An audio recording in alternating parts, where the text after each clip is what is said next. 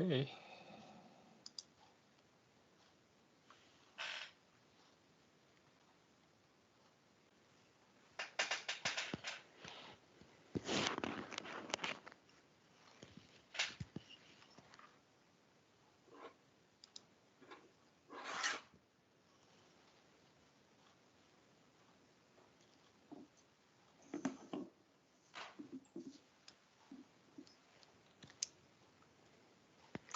All right, it's 7 o'clock according to my clock, so I'm going to call the meeting to order. Good evening, everybody. This is a Tiger Planning Commission public meeting. Today is March 15, 2021. Doreen, may we have a roll call, please? Yes. President Hu? Here. Vice President Jackson? Present. Commissioner Brooke?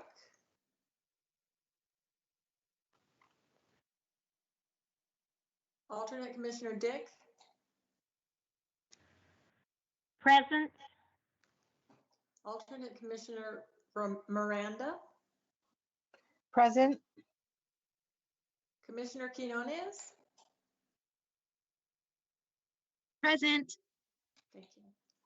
Commissioner Roberts? Present.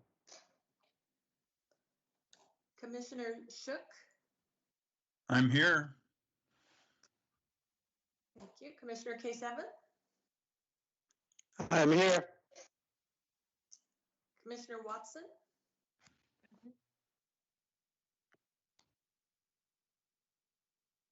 Commissioner Whitehurst? Present. Okay, Commissioner Watson? Yes. You're here? Okay, Yes. thank you. And Commissioner Brooke? Okay, thank you. That's it. All right, thank you, Doreen. Mhm. Any communications, Commissioner? I see Commissioner Jackson's hands up. Please go ahead. Yep, just wanted to mention the River Terrace 2.0 CAC had our final meeting on Wednesday, this last Wednesday.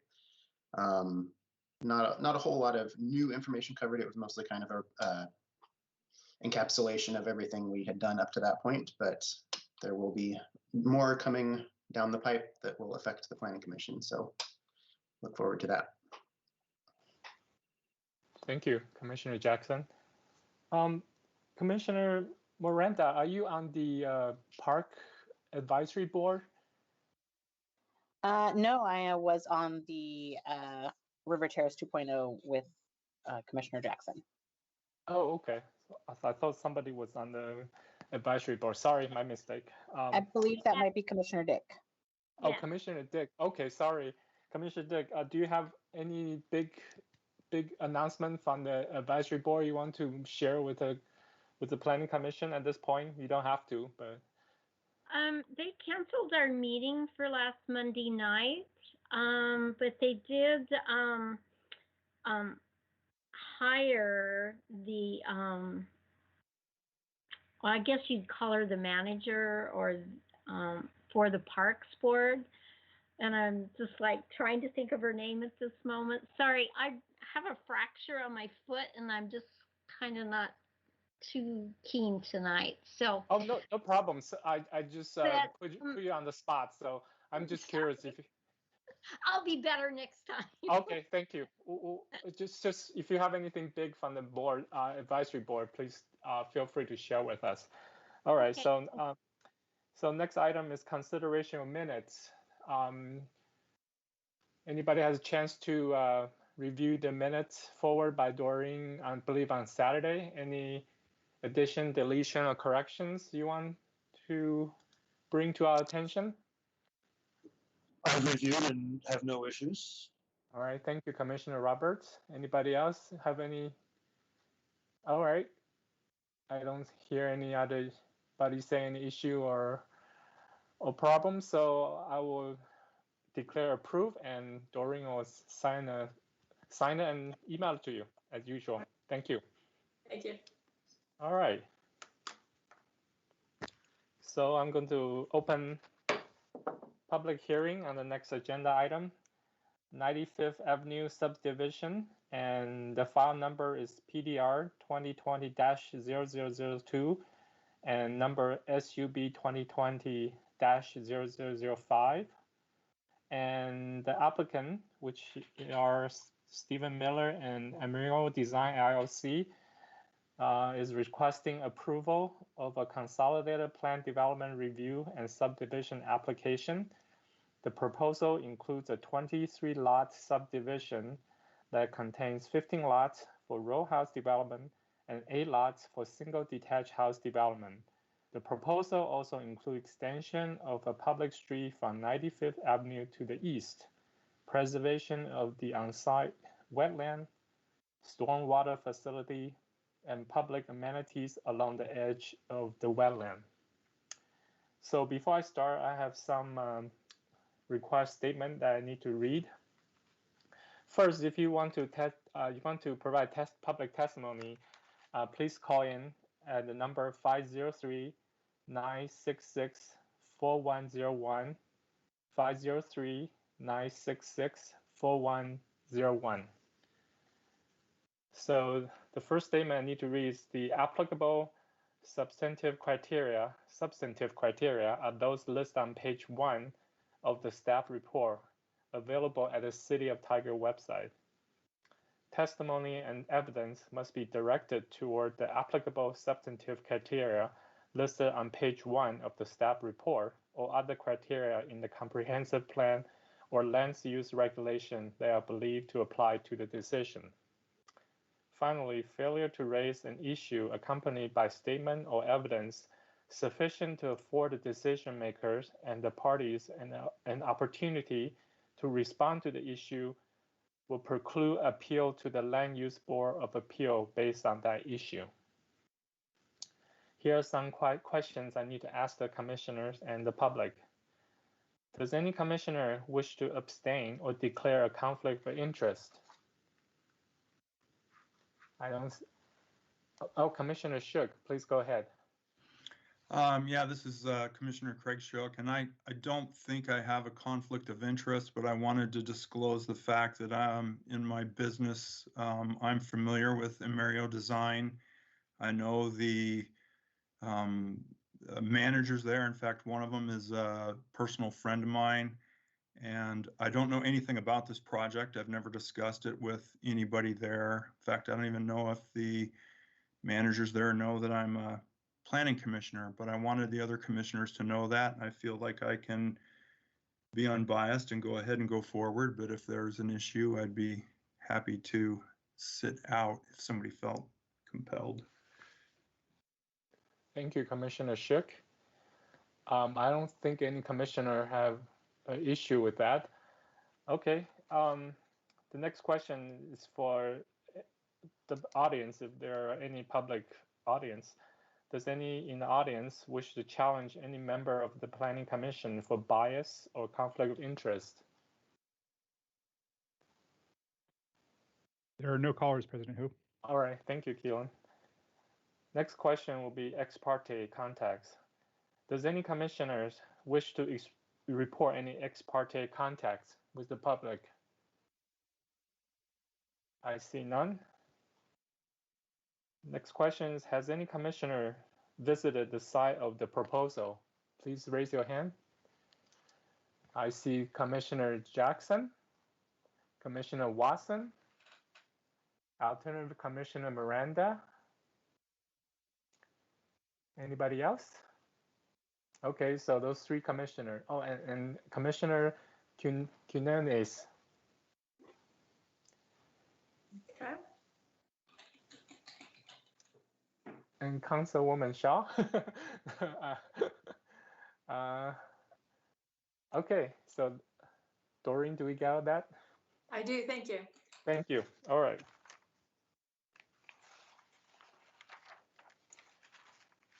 Does anyone in the audience wish to challenge the jurisdiction of the commission? I assume there's no caller still, okay? Still no callers. Okay, thank you, Keelan. So I would like to give a brief description of how the hearing will proceed. first the staff will give their staff report, then the applicant will make their presentation. After that, we would take public testimony. All right, again, if you would like to provide public testimony, the number to call is 503-966-4101, 503-966-4101. Okay, so I would like to introduce staff member, and we have the Associate Planner, Agnes Lindor, to present the staff report. The floor is yours, Agnes. Please go ahead. Thank you. Good evening, Commissioners. I'm Agnes Lindor, Associate Planner. I'm going to go ahead and share my screen.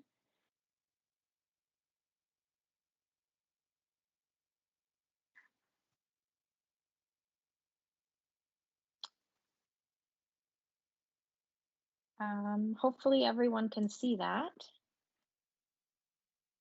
Yes. Perfect. Okay, great. So good evening again. The item before you tonight is the 95th Avenue Plan Development proposal. The site is located at 10970 Southwest 95th Avenue. It's located on the east side of 95th, south of Highway 217 and north of North Dakota Street. The site is zoned R12 and is approximately 2.7 acres in size. It is surrounded by apartment development to the north and east and single detached house development to the south and west. The site does also contain a wetland and significant tree grove that's located kind of on the south, along the south property line. So the applications before you tonight are the consolidated plan development review, which includes the concept plan and the detailed plan, and then a subdivision for 23 lots. So the applicant's proposal is, again, a 23 lot subdivision, 8 lots for single detached house development and 15 for row house development. Lots 1 through 8 will be alley loaded. The proposal also includes a preservation of the existing significant wetland and majority of the tree grove that will be in Track D, and stormwater and open space tracks. So this is a plan sheet of the concept plan. So over here is 95th on the west side, and then a new public street along the north edge of the property. All of the lots face either the new public street or the existing 95th. And then over here is Track D with the wetland. So the detailed plan provides the housing types that are proposed for each of the lots. So all of these 1 through 8 will be row house development. Here is the easement that will serve those lots from the rear. These 9 through 16 are single detached houses, and then the rest of them are also row house units. Tract A on the corner and B here is stormwater tract. Tract D, as I mentioned, is the wetland and associated buffer. And then there is a public trail that is proposed, kind of that meanders along the edge of the wetland, stubs to the east, and then continues to the new public street to the north. So with plan developments, the applicant can request flexibility to certain development standards. So I'm going to go through the requests that have been made by the applicant. The first one is for lot width for row house. So RH stands for row house development, and SDH stands for single detached house. It was a lot of words, so I tried to abbreviate it. So the first one is lot width. Would be a reduced lot width of 18 feet for lots 18, 19, and 22. The minimum lot size would be reduced for a majority of the row house lots and all of the single detached house lots. The minimum side setback, which is 5 feet, would be reduced for interior setbacks down to 3 feet for row houses, and the side setbacks for single detached house would also be reduced from 5 to 3 feet.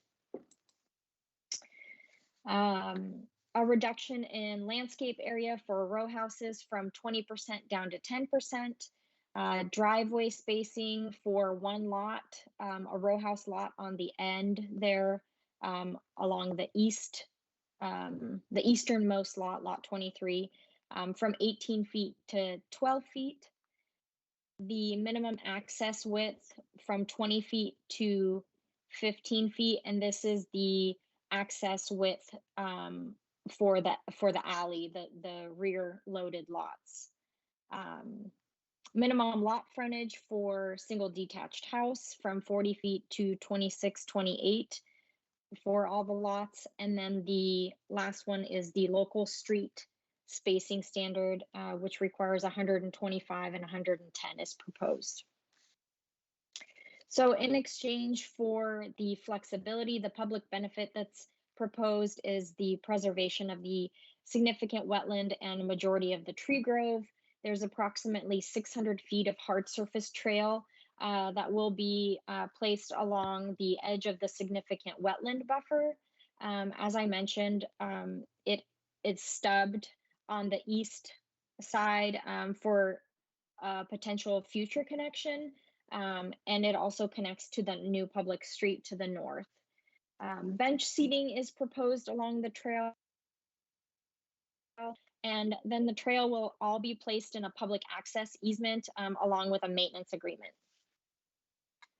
So this, I just put this on here to again show the trail connection, the public access easement stubbed here on the south, or sorry, the east property line, going along the wetland, along the stormwater tract, and then out to the street to the north. So before I get into the findings, I did want to state that I did receive a phone call from a citizen on March 9th inquiring about what the notice was for. Her name was, and I apologize for if I mispronounce it, it's Devayani Nadaraha, and she stated no objections to the proposal.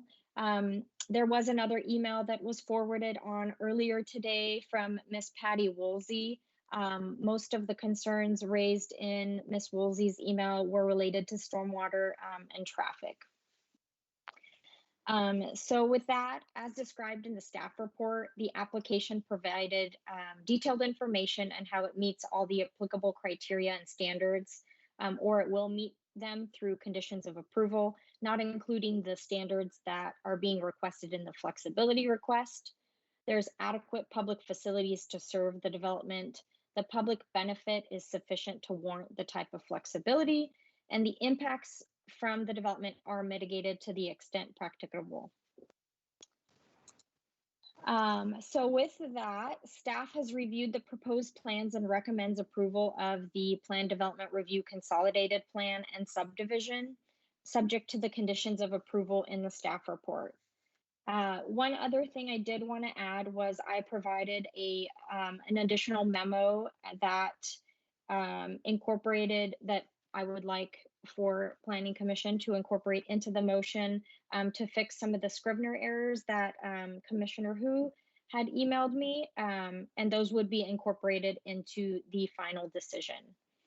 And then I believe that with a motion, we would want to have a separate motion for the concept plan and the detailed plan. So that concludes staff's presentation. Thank you, Agnes.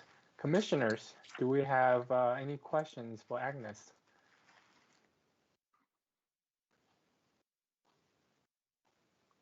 Commissioner Jackson, please go ahead.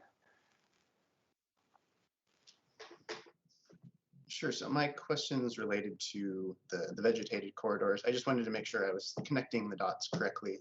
So it's not just that we're preserving the vegetated corridors. It was noted in some of the reports that the condition of those corridors is, I believe the terms were marginal and degraded. Degraded. And it looked like the Clearwater Services letter indicated that they would require that steps be taken to basically improve the quality of those corridors. And by us requiring that Clearwater Service provide that letter of approval, the city is requiring that that's done. Is that accurate? Yes, correct. Okay, thank you. And one other just really quick, probably silly question. The two existing houses on the north of Longstaff, when the public street is improved and the utilities are undergrounded, does that include undergrounding those two houses' connections to utilities?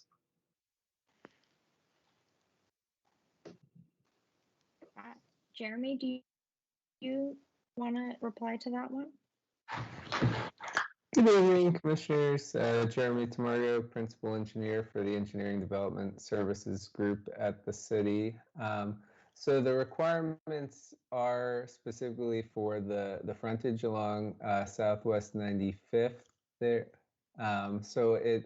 The answer is it depends. So it depends on what that design from PG is and whether those services are off of a pole that'll have to be undergrounded, or what that configuration looks like.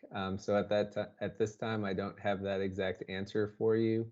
But if they had to be undergrounded based on the frontage going underground, then that would have to also be accommodated with the applicant's design. Okay, thank you. It looked like they currently come off of a pole it's either along the street access or it's on the site itself. So my assumption is that it would be. I was just double checking. Thanks. Yeah, no problem. Thank you. Alternative Commissioner Miranda, please go ahead. Thank you. I'm not entirely sure I'm asking these questions at the right time. Regarding the planter strips and sidewalks and the bike path that's part of the, is there a way that I can link to like the plan for the bike path for all of 95th to have some kind of understanding how that works into this street and the stormwater and parking issue? And then I have a question about the path and construction vehicles. So I can pull up, would just pulling up Tigard maps be helpful, or? What I understand is that there's a bike path plan for 95th, and in this proposal they are required to paint the street or create that path. So I wanted to see how that connected, like what this little small spot that they're gonna fix and create, what that connects to, or if they, but whatever they choose to do is going to then make the rest of the plan, would follow what they've chosen to do, or if there are design standards for that bike path that they're going to make that they have to follow.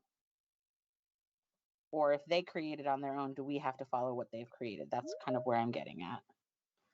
Sure. So Jeremy, I think that we do have standards for specific that cross section. So I'll let Jeremy speak to that. Is there a exhibit in either the TSP or that I could pull up that you think would be helpful? I think I could first speak to it, and then perhaps we'll see if that addresses the comment. So we do have standards in terms of our street sections of what that bike lane looks like. So it's a minimum 6 foot wide bike lane along that frontage. So the corridor on 95th, currently, to the north and south of the property, does not have the full right-of-way width that's going to be dedicated with this proposed development. So during the PFI review process, we would assess if whether the applicant should stripe the bike lane at this time, or there's also a fee in lieu option to pay for that striping at a future time. So when the more of the corridor is built out to that widened standard, then it would make more sense to have the bike lane put in all at once, essentially. Does that answer your question? Sort of, but it leads me to another question. So does this proposal then widen the street? Correct, yes. This proposal will be widening the street along the frontage to the neighborhood route standard, which is a travel lane as well as that 6-foot wide bike lane. Gotcha. That's very helpful.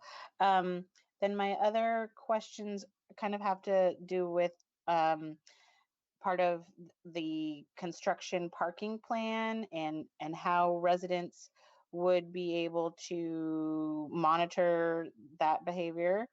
And then my last question is about the path, the public access path, and where it terminates and what's on the other side of it.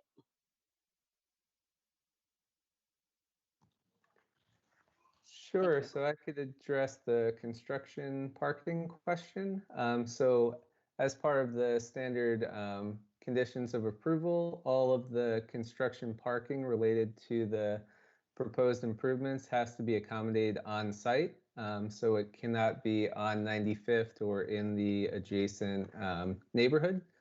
So once they have the approved construction plans, we require the contractor to submit a construction staging plan, and all their parking, equipment storage, all of that has to be accommodated on the site itself and not on 95th or the surrounding neighborhood.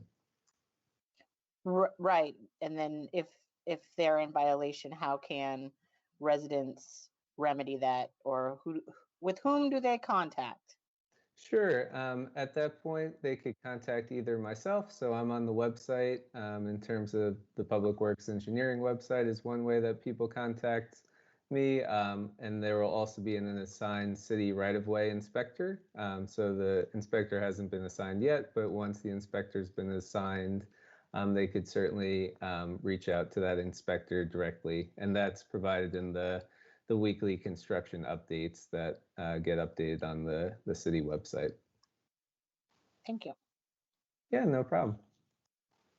And I guess it's the planner would be able to tell me where the sidewalk ends. Yes, so the trail that's proposed along the edge of the wetland, as you know, on the west portion, it connects up to the new street, and to the east, it stubs at that property line. It's adjacent to an apartment complex. I have asked the applicant to approach that property owner to see if there's potential for us to make that connection. I know that he had a hard time getting in touch with anybody. So I think we're still gonna try to get that connection, but at this point, it would just stub to that property line for a future potential if it doesn't happen at this time. All right, thank you for your answers. Sure. Thank you. Commissioner K7, please go ahead. Thank you. My question was more related to the one of the citizens' concern about stormwater already draining their driveway, etc. Will it be part of this to clean that up, or that's separate? We have to deal with it separately. So that is a separate issue. So that citizen, they're actually located uphill of where this proposed development is. So they're uphill and on the other side of the street. So all of the proposed development stormwater will be managed on site. But in the case of that comment, it's for an uphill drainage issue. So that's a separate maintenance issue to be addressed by the city's operations staff. Okay. Thank you. Thank you. Commissioner Watson, please go ahead.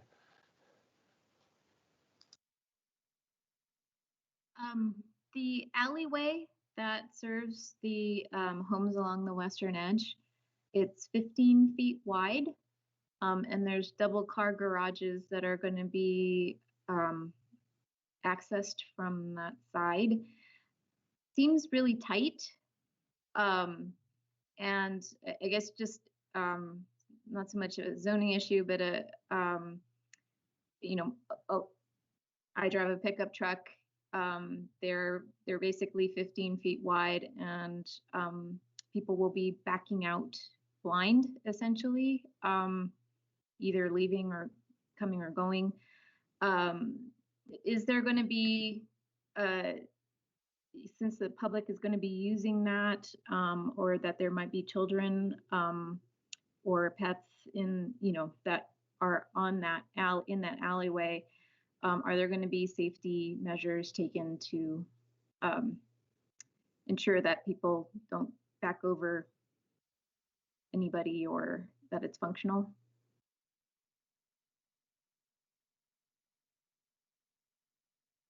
Can you hear me?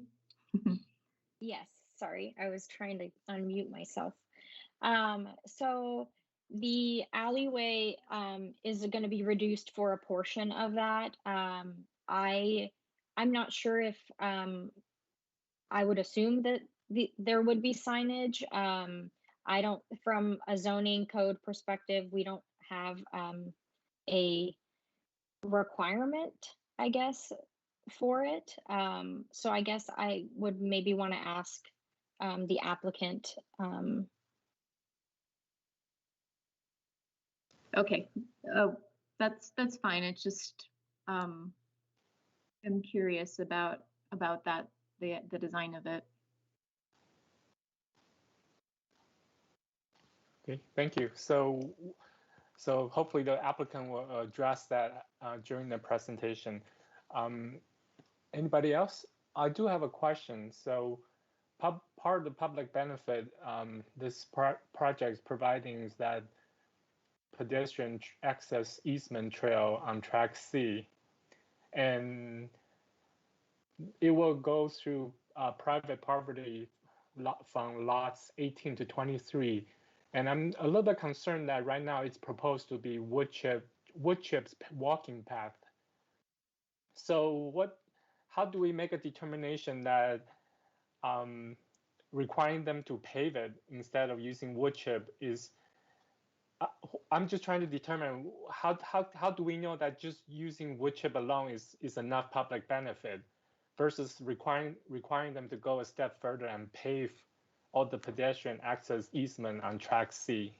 Do we have a way to determine that, or is that up to us, the commissioners, to decide? Yes, we've already talked with the applicant, and it is going to be all hard surface paved. We didn't want the we didn't want the bark chip because, one, it's a maintenance nightmare. It's always you're always gonna have to redo it with bark chips. So we're requiring it to be all paved. Okay, it would be helpful to update that in our staff report. So, but I'm glad that's addressed. Okay, I think that's all I have. But Lieutenant Commissioner Dick, please go ahead. You have a question. I do. Going back to Commissioner K7's, asking about the letter from Patty Woosley and her home, and talking about, she's very concerned. She wrote a 2-page letter about this. Who raised this street up on 95th that caused all the water, and was that part of getting the road ready for this development?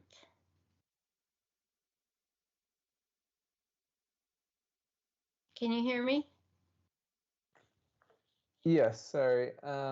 I believe what she's referring to is one of the city's preventative maintenance projects where they resurface the roads, as a maintenance project. So that was unrelated to this development. Okay, and is the developer widening the whole road into this development, 95th, in front of their homes, and that resurfaced road that obviously, to me, in my mind, it was probably done to be able to accept all the trucks and construction that will be rolling through there? Who's paying for the widening of the street, the entire street? So the developer is providing the required half-street frontage or improvements along the project frontage. So the street will meet the city's minimum requirements along the frontage. Shouldn't the whole street be taken care of instead of half of the street? That doesn't seem to make a lot of sense to me, that they're only responsible for the frontage side when it's a road, it's a street, and the whole thing should be done at once. So is the city going to take it upon themselves to put in their half for the other half of the street so that it's a complete new street, surface wise? So I'm not aware of any capital improvement projects planned for 95th here. So the code requires the minimum, the half-street improvement. If the road was substandard in terms of not providing sufficient fire access, then that would trigger additional pavement improvements beyond the minimum half-street section. But at this time, the half-street improvements for the widening meet the fire requirements for access to the site. Wow. So if you live there, would you want to be on the side of the street that had no improvements and had months and months and months of construction equipment, trucks, noise, dust, and debris? Would you want to live there? Just the question, when developments come in, do they really look at the impact of the neighborhood? And to hear only half a street and these longtime residents, taxpayers who have been there a long time, and their street is not going to be fully developed for them, and they're the ones that are having to put up with the entire development going in. It just seems wrong to me as a homeowner. That's how this operates. Construction is temporary. Yes, it can be, I'm sure annoying for neighbors who have to put up with it for that length of time, but we do everything we can to control trucks and truck routes, control trucks coming on and off the site with erosion control so they're not tracking dirt onto roads. But construction has to happen, and that's just part of it. Yeah, it's going to be, well, there's not an approval criterion in our code for planned development that would prevent someone from developing their property because of construction. Nothing would get developed. So we try to control all of those impacts as much as we can. We've been talking about a half street. We talk about half street improvements. It really can be more of a 3/4 street improvement. So the travel lane is going to be there, and we would have the width on the east side with the parking, the planter strip, and the sidewalk. All of those things are going in. So the others, it's not like it's that the travel lane is less than would be required or an unsafe situation for that type of neighborhood street. So I wanted to also touch that point and make sure that you understand that part of it. Terminology gets thrown around: half street improvement, 3/4 street improvement. Right. Thank you. But we always make sure that the travel lane is safe for passenger cars, safe for trucks, traffic, and fire emergency apparatus. So. Okay, thank you. Yeah. Thank you. I do have one more question about the south 90, I believe that's the 93rd Avenue or street. Right now, it's just, I didn't visit the site myself, but Google Street View does show a stub tree post there. So is there any plan to do something about it, or is it just going to be the stub tree post there for the foreseeable future on 93rd? There are no plans to connect 93rd with the proposed development due to the desire to not impact that wetland there. So that's why the extension to the development site is not going to occur. Oh, I understand, but can the developer do something like maybe put a sidewalk there instead of the stub tree, or put a fence there, so it just doesn't look very attractive? And since the development is going to be there, at least I think in my lifetime, that street is never going to go through. So it's just going to be very, to my opinion, very ugly, just being like that for next 50, 100 years. So I just don't know if we can make the applicant do something about the stub tree right now to make it, look more finished. Sure. At this time, the standard street barricades are at the terminus of the street, so that's typical what you see at the end of a stub street there. And those barricades, are the reflective barricades to make it safe for cars that are traveling on that roadway, so that they're aware that the street terminates at that point. Oh, okay. Now there's a question from Commissioner Quinones. Go ahead, please. Yes, hi. So my question goes to the, oh goodness, sorry, let me pull it up again. I'm just like blank out on it. The exceptions that they were requesting, so the size difference from, I think it was like 20 feet down to 15 feet. Can somebody talk about why the minimums are the minimums?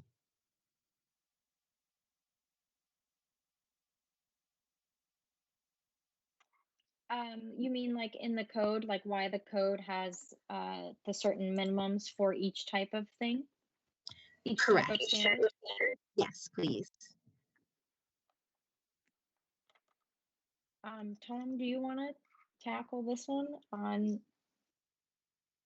I know that the different housing types have different sizes. That I know when those were developed, Skylar looked at what the appropriate sizes should be for each type of housing. Well, we have standard setbacks for each zone. They tend to be smaller for the higher density zones and larger for the lower density zones. Single attached homes and also the attached homes. So little code, I guess, theory, code writing, we try to write code, we call it an 80% code. We try to write code for 80% of the situations that we might encounter, and try to be somewhat reasonable about that. But the code has two ways to, I guess, would vary or go propose something different than the standard setback or the standard height or that type of thing. One, we have an adjustment process where you can ask specifically for those adjustments. And two is this plan development process where I'm not sure, maybe you weren't here at the last meeting, I can't remember, but the last plan development, we had a discussion with the Planning Commission about plan developments and what flexibility, how that works and why plan develops are created and why that's a tool that we allow people to use. And we allow people to vary those standards or adjust them. I'm trying to be careful with my words because a variance is a whole different thing. It's a legal thing in planning, and it's not what we're talking about. And we have an adjustment process. So I should say we allow people to modify those base standards if they can show several reasons. One, the classic in the 70s when plan developments were invented is that you're saving some environmental feature. So we allow you to kind of scrunch up the lots a little bit to save that. So then you lose units and they don't lose the ability to actually develop the site. So that's kind of what this situation is. This is a pretty classic plan development. They're saving a significant wetland and the significant wetland buffer and the trees. And so because of that public benefit, we're allowing them to modify those setbacks. And I believe, Agnes, that this is usually the case. It's the interior setbacks that are being reduced and the actual setbacks where a house would be next to a house or an apartment building on the edge of the property, those would still be the standard setbacks. So the people that are buying properties in the development know ahead of time that they have reduced setbacks. They're aware of the situation, and so they're essentially buying into that, whereas the people who are neighbors get the standard setback. Is that helpful? Yes, I just wanted to make sure they weren't trying to,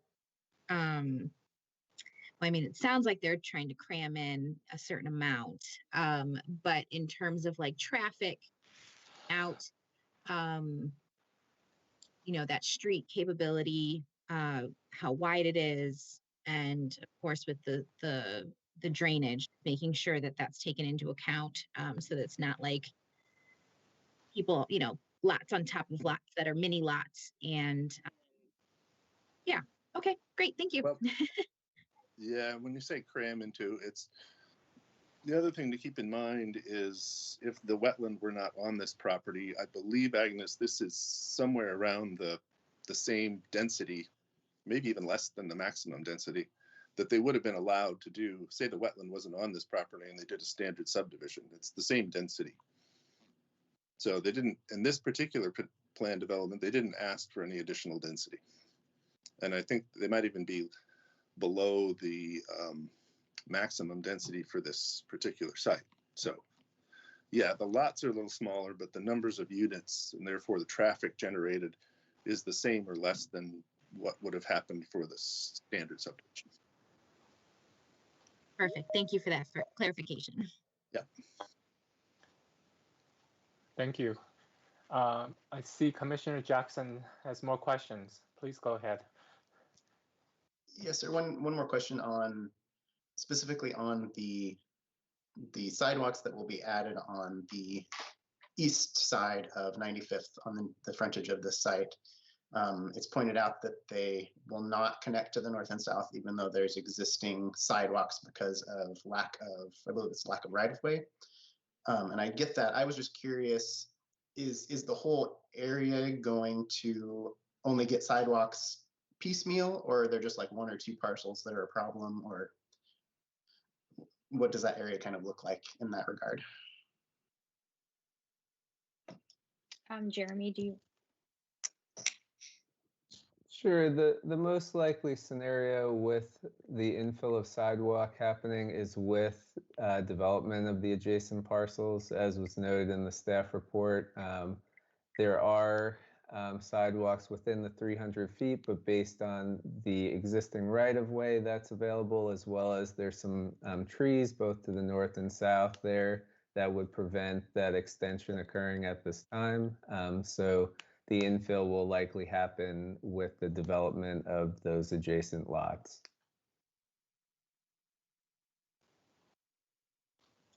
So all along 95th, probably most of the street is that way, where it'll only get sidewalks as that frontage develops. Correct. Okay. Thank you.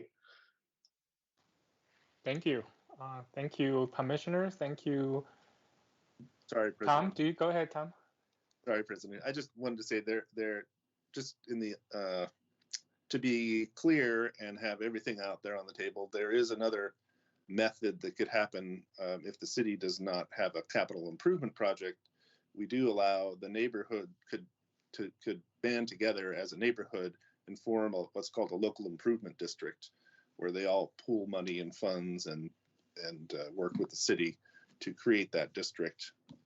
Essentially, they could tax themselves and do a project to widen the street, the right of way, and the sidewalks. That's pretty rare, but it's an opportunity that's out there when we see it. Oftentimes, in neighborhoods that are on septic, you'll see them do that to create sewers and things like that. It's the last time we had one was up in the Triangle, where they did actually do the streets plus the sidewalks and the planter strips. So sometimes that can happen, but the neighbors have to decide to do that themselves. I just wanted commissioners to be aware of that. Thank you, Tom. So I do see another question from Commissioner Dick. We only have about 15 minutes left scheduled for the hearing, so please make it quick, Commissioner Dick. I will. So this is a quick question about sidewalks, because I know within the city of Tigard, there's like 27 miles of needed sidewalks. And so it's a great opportunity for the city to come in and help create those sidewalks for all the residents on 95th, because sidewalks are lacking in the city of Tigard. I just wanted to make that comment because that's a really important issue. Okay, thank you. So thank you, everybody, and thank you, Agnes, Jeremy, and Tom. Now we're going to, at this time, I ask the applicant to present your case. Please state your name and title, and please limit your presentation to 20 minutes. Please go ahead. Yes, good evening, Planning Commission. We appreciate your time tonight. My name is Steve Miller with eMario Design, 6445 Southwest Fallbrook Place, Unit 100, Beaverton, Oregon, 97008. You already talked about many of the items tonight, so instead of doing a presentation and out of respect of everybody's time, I think I'll just make a few comments and then open it up to questions from the Planning Commission. I would like to note that we did our neighborhood meeting, and we did hear from the folks on Southwest 93rd, and they do have some concerns with the hazardous trees that are in that wetland area and how it impacts their homes. And it sounds like this has been an ongoing situation for them. So we have brought this up with the city, and we did let them know that this concern exists. And our arborist noted that we could remove some of those trees and leave them in the wetland, and so we minimize that impact. But I think that'll be a conversation that we have later with the civil plan review. But I just wanted to let you know that we've heard that. We've brought it to the neighbors' attention that really is up to the city on what we can do in that area. But we're willing to help out to the extent that we can with those trees.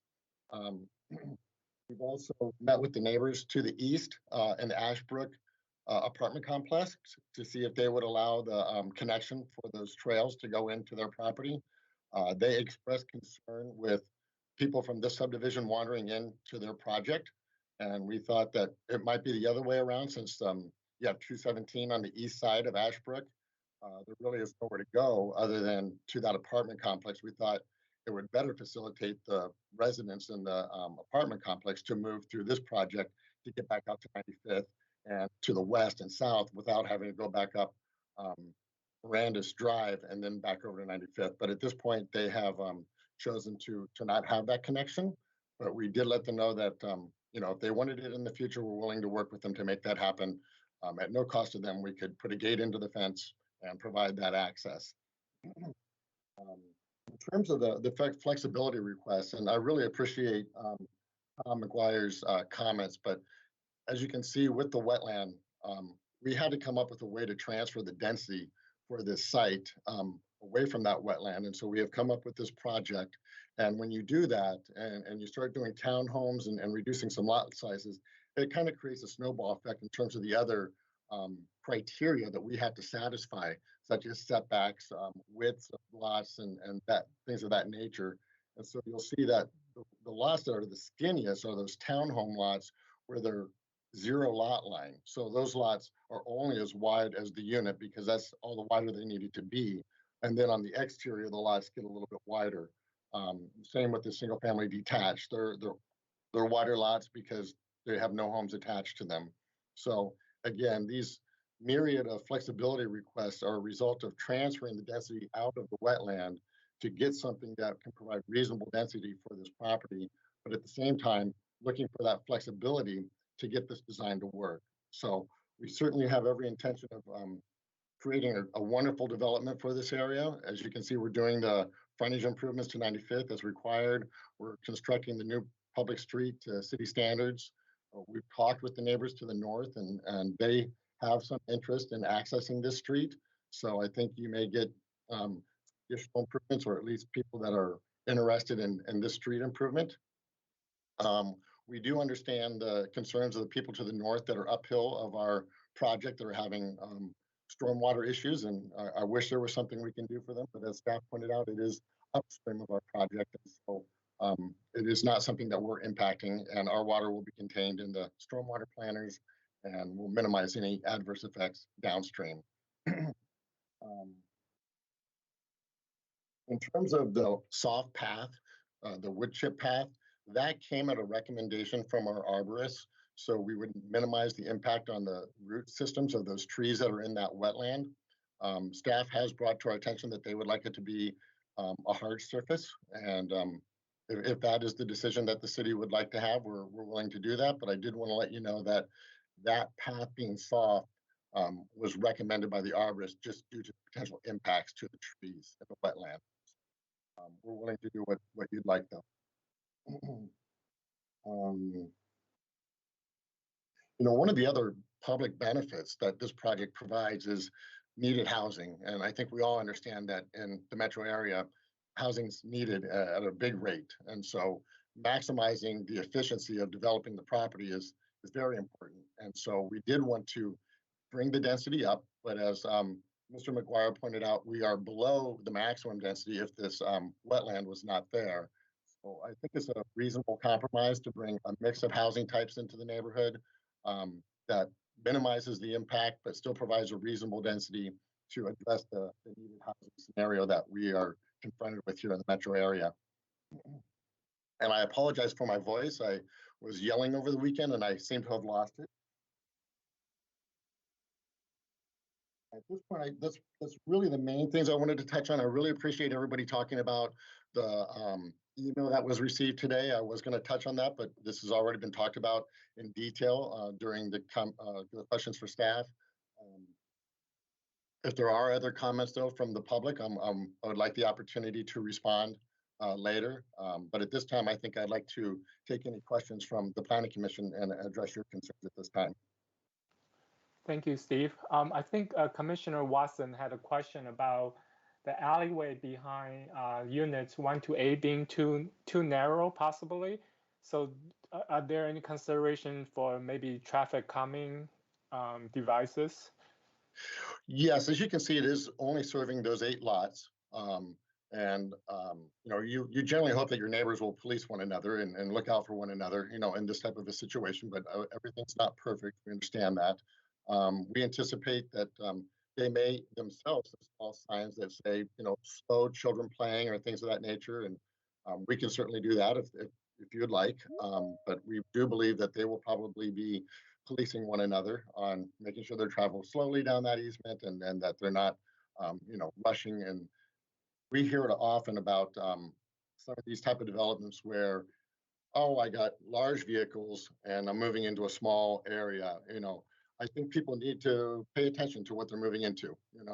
If they have trucks, maybe this isn't the right place to live. Maybe you need to think about what you have and how you can manage that. So there is a lot of responsibility that goes on to the future tenants that live here to make sure that they are doing what they need to do to live in their neighborhood and protect one another, and also to make sure that they have vehicles that can accommodate the homes that they're purchasing. Obviously, that's not ideal, but there is some responsibility that goes to the future buyers of these homes. Right. The HOA may be very busy too. Commissioner Watson, do you have more questions? Yeah, I just wanted to say that yes, perhaps the HOA needs to put some limitations on vehicular size.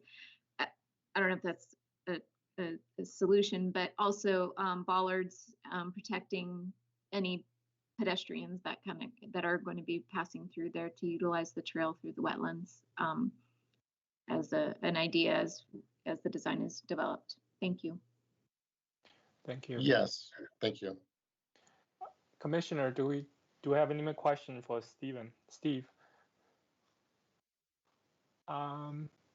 No. Okay, great. So thank you, Steve.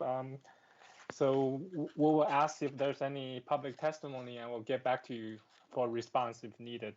Thank you. Yes, thank you. Okay, so Keelan, do we have any caller? Yes, we have one caller. Okay, so caller, please limit your time to 3 minutes. Your time will begin after you clearly state your name and address. And please identify your position, whether you are for, neutral, or against the project. Please go ahead. This is on behalf of Devayani Nadaraja.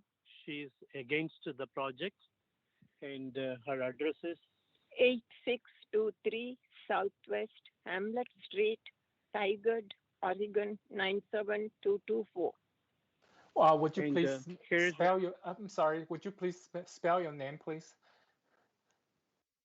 Devayani. No, Devayani. That's my first name, and my last name NAD. D as in David, A, R as in Robert, A, J as in John, A, H as in Henry. Thank you. You have 3 minutes. Please go ahead. Yeah.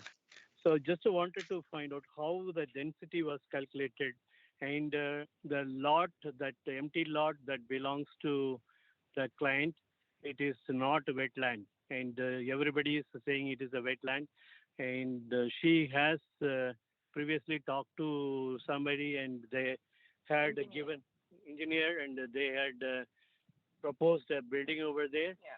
So just wanted to find out how the density is calculated. They should calculate only on their property, not on the including adjacent 3/4 of an acre.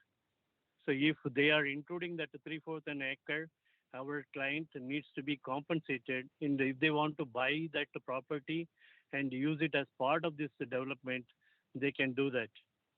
But if they are using it for just calculating the density and not letting our clients develop anything and kind of saying that it is a wetland, it is inappropriate. Thank you. Thank you. Before you go, commissioners, do we have any questions for the caller? Okay, Commissioner Jackson, please go ahead. So I'm just trying to make sure I understand. Is the caller saying that part of the parcel that is up for development is not owned by the people developing it? No, it is not that way. The property that is being developed, there is a north of it. People are calling as wetland, and they are using that when calculating the density in this location. So I'm saying that the property which belongs to our client, it is not a wetland. And when they are using how they are calculating the density for that particular lot. So just that is what my question is. Okay, I'll let city staff respond to the question. Wait, we will ask the city staff and applicant to respond after all the callers have answered asked their questions. Okay, thank you. Caller, Keelan, do we have anybody else? Thank you.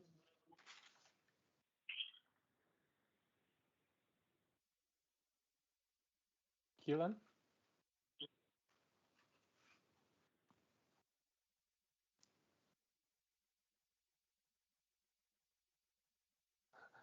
Keelan is on mute, so I can.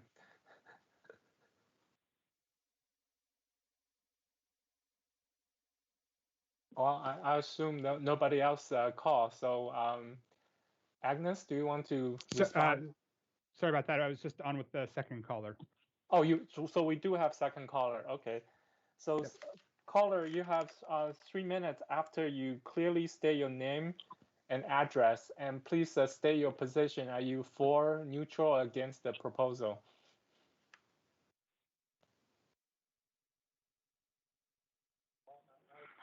I haven't decided.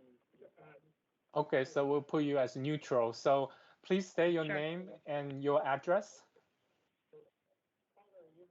Am I on there right now or what? Because I just did this. Yes, you're on.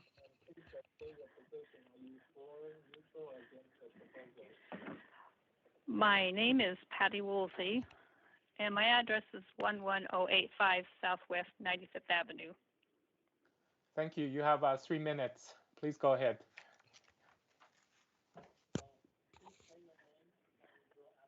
Okay. My question is,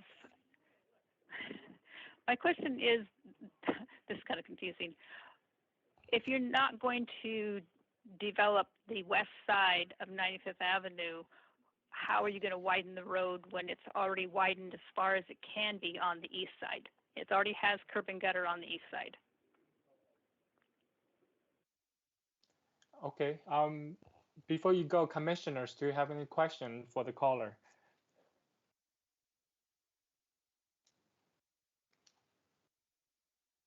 I see none. So thank you, caller. We will ask the staff and the applicant. Hi, this is Keelan calling with the City of Tigard. Okay, I do have more questions than that. Okay, please go ahead. The staff will respond to your question after we finish with the public testimony section. So please go ahead.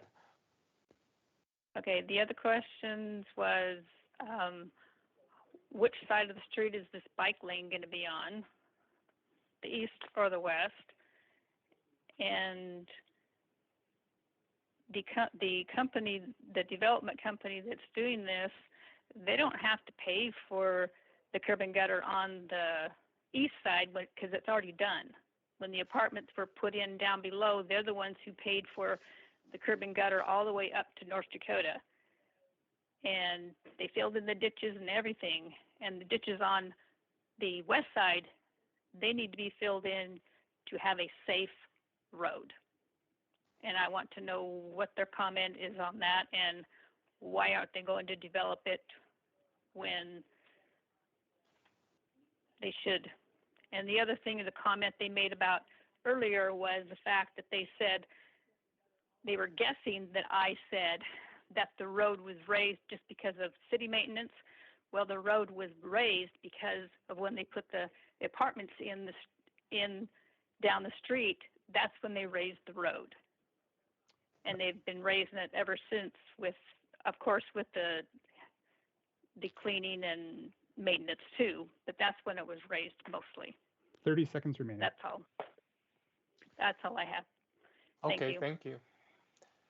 All right, so I guess Commissioner have no question for her. So I do see in the comment section we have a third caller. So third caller, please state your name and your address and whether you are for, neutral, or against the project. Hi, yeah, my name is Amanda Cruz.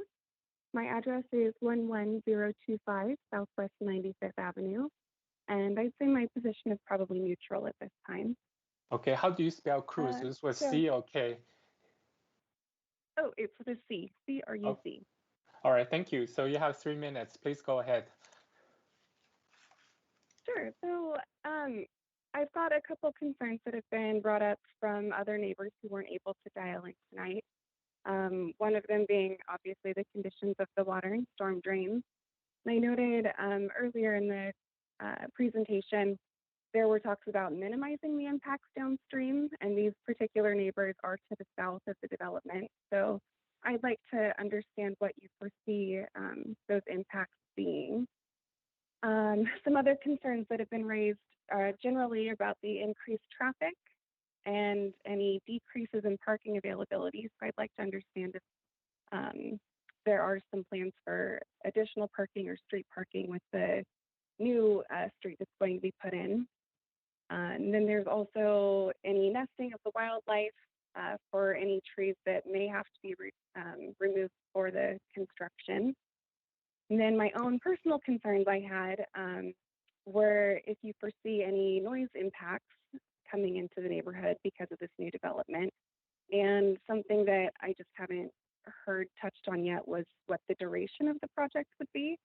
As somebody who's going to get to experience some lovely construction across the street, I'd like to understand how long we would be listening to that. So I think that addresses all of my concerns for tonight, and I'd really like to hear your answers. Thank you. Please stay on the line. And Commissioner, do we have any questions for this caller? All right, I see none. Thank you, caller. I will ask the staff and the applicant to address your question and concerns. And do we have any more callers? No more callers at this time. No more caller. Great. So thank you, Keelan. I saw your message too. So go ahead, Agnes or Steve, which one of you want to go first, please? Go ahead, I can go first, Agnes.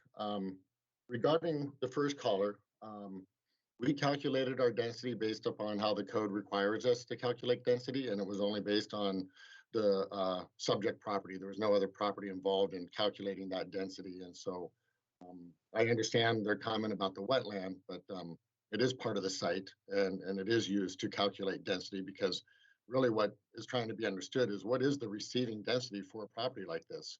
What could it receive if it didn't have a wetland? And then, that's how we get into the conversation of developing this property with the city, is if we can't accommodate it in its entirety, what are some options to help meet the density requirements so we're making efficient use of this site? And that's how we got to the plan development conversation. So I just want to be clear that all density calculations were based on code requirements, and we only utilized the subject property to determine that.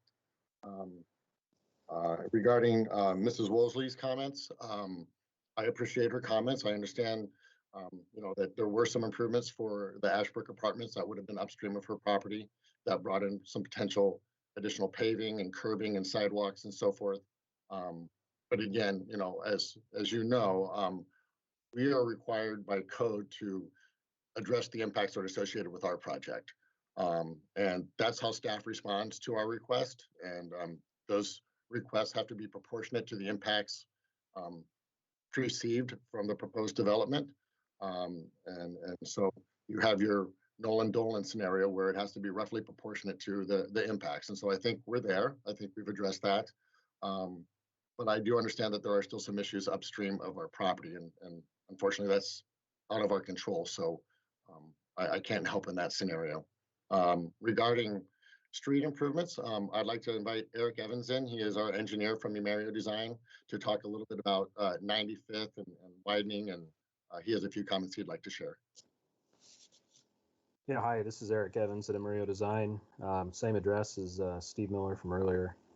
And the 95th frontage is currently about 16.5 feet wide from the center line to the face of curb, and we're widening it to 18 feet. So although there is a curb there now, we are tearing it out and making the road just a little bit wider. So that improvement isn't quite complete.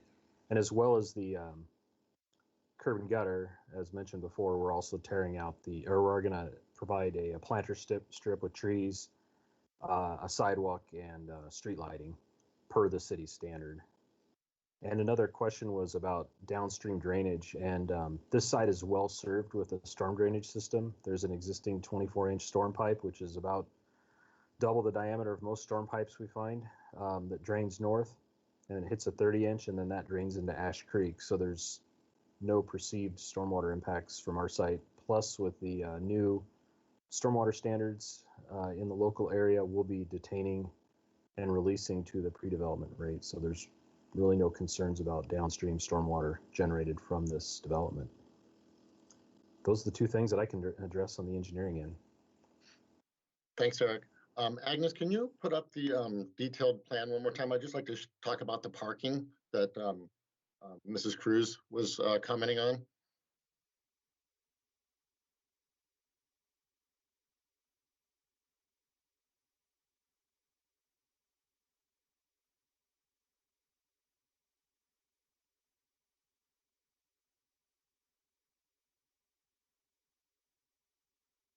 Great, thank you very much. So as you can see, we're providing more than the required off-street parking for each unit. As you can see, the 1 through 8 will have up to 4 off-street parking spaces. The other units will have 2, which is the standard for a single-family home, having 2 off-street parking. But then the new public street will provide some additional on-street parking along the north side of the street.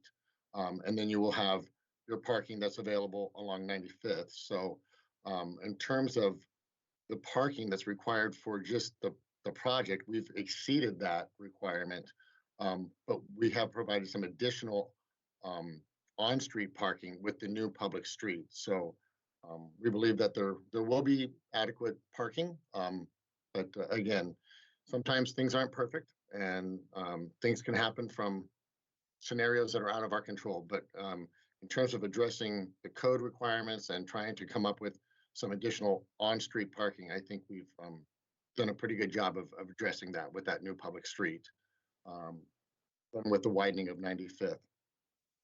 I think that was many of the comments. I may have missed one. So if the Planning Commission has questions related to those comments, I'd be happy to answer them for you. I think one question is how long do you anticipate the construction will take place? Eric, would you like to touch on that a little bit?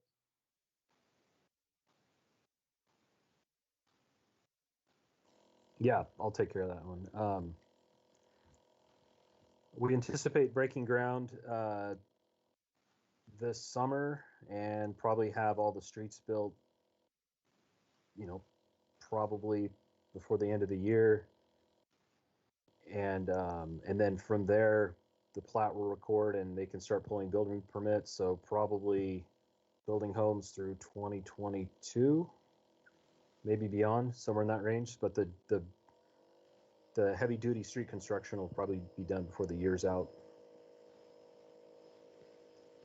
Just a guess, but based on seeing a lot of projects built over the years, that seems about right. Okay. And Jeremy said he will be there to tow any car that's not parked properly. Okay, so and one question about trees, and I guess the caller can contact the city or to get the tree inventory plan if needed, right? Yeah, no trees are being proposed for removal within the wetland or the buffer. Got it. And I think that's all in my notes. Agnes, do you think we missed anything? That's all that I had as well. Okay. All right, so Commissioner Miranda, I think this is not the time to ask the question. This is for callers, so unless you have a real urgent question, we will wait. All right, thank you. All right, so I think that's all the public testimony we have, and I believe the applicants and the city staff have addressed them. So I'm going to close the public hearing right now. So no more questions for the staff or applicants. Then it's time for deliberations. So commissioners, I would like to hear your comments and how you would like to vote and why you support it or why you are hesitant or why you are against it. So Alternative Commissioner Miranda, please go ahead. All right. I actually did have a question for the applicant, but it was about trees. and I don't know if they're still available. It was about the Fish and Wildlife response about removing white oak trees and providing, trying to save as many as we can and beaver habitat. But if we're closed it, we've closed it. My comments are that I appreciate the arborist's assertion to put wood chips down as a way to protect the trees. I don't feel as though the path is going to receive a lot of public traffic the way it's laid out, and because it terminates at the end of the private property. So my opinion would be that the staff reconsider allowing the wood chips. And as a neighborhood resident who walks this particular street very regularly on my Starbucks run, I can admit that I walk down the middle of the street because the sidewalk situation and parking situation is quite dire, and why I was so concerned about the bike path. So I'm excited that they are widening the street, and they have submitted things as they are allowed to. So I suggest approving this proposal. Thank you. Thank you. Commissioner Shook, your microphone is unmuted, so you want to say something? Go ahead. No, actually, I've just been struggling through the meeting with some computer issues, and I've had to reboot twice, so I apologize, but I understand the project, and I don't really have any questions at this time, so thank you. How do you support the project? Yes, I do. I think it's a good project. I also like the idea of going back to wood chips in terms of having it be a more natural path. But yeah, I think it's a nice project. Okay, thank you. Commissioner Jackson, please go ahead. So I would just add briefly that in general, I'm in support of it. I think it's a reasonable trade-off, especially considering that the overall density of the site is still within the normal range if this weren't a planned development. So overall, I'm in support. Would you want to make a motion, Commissioner Jackson, later? Would you like to do that? I can certainly try if no one else volunteers. Okay, and I see Commissioner, thank you. Commissioner Dick, go ahead.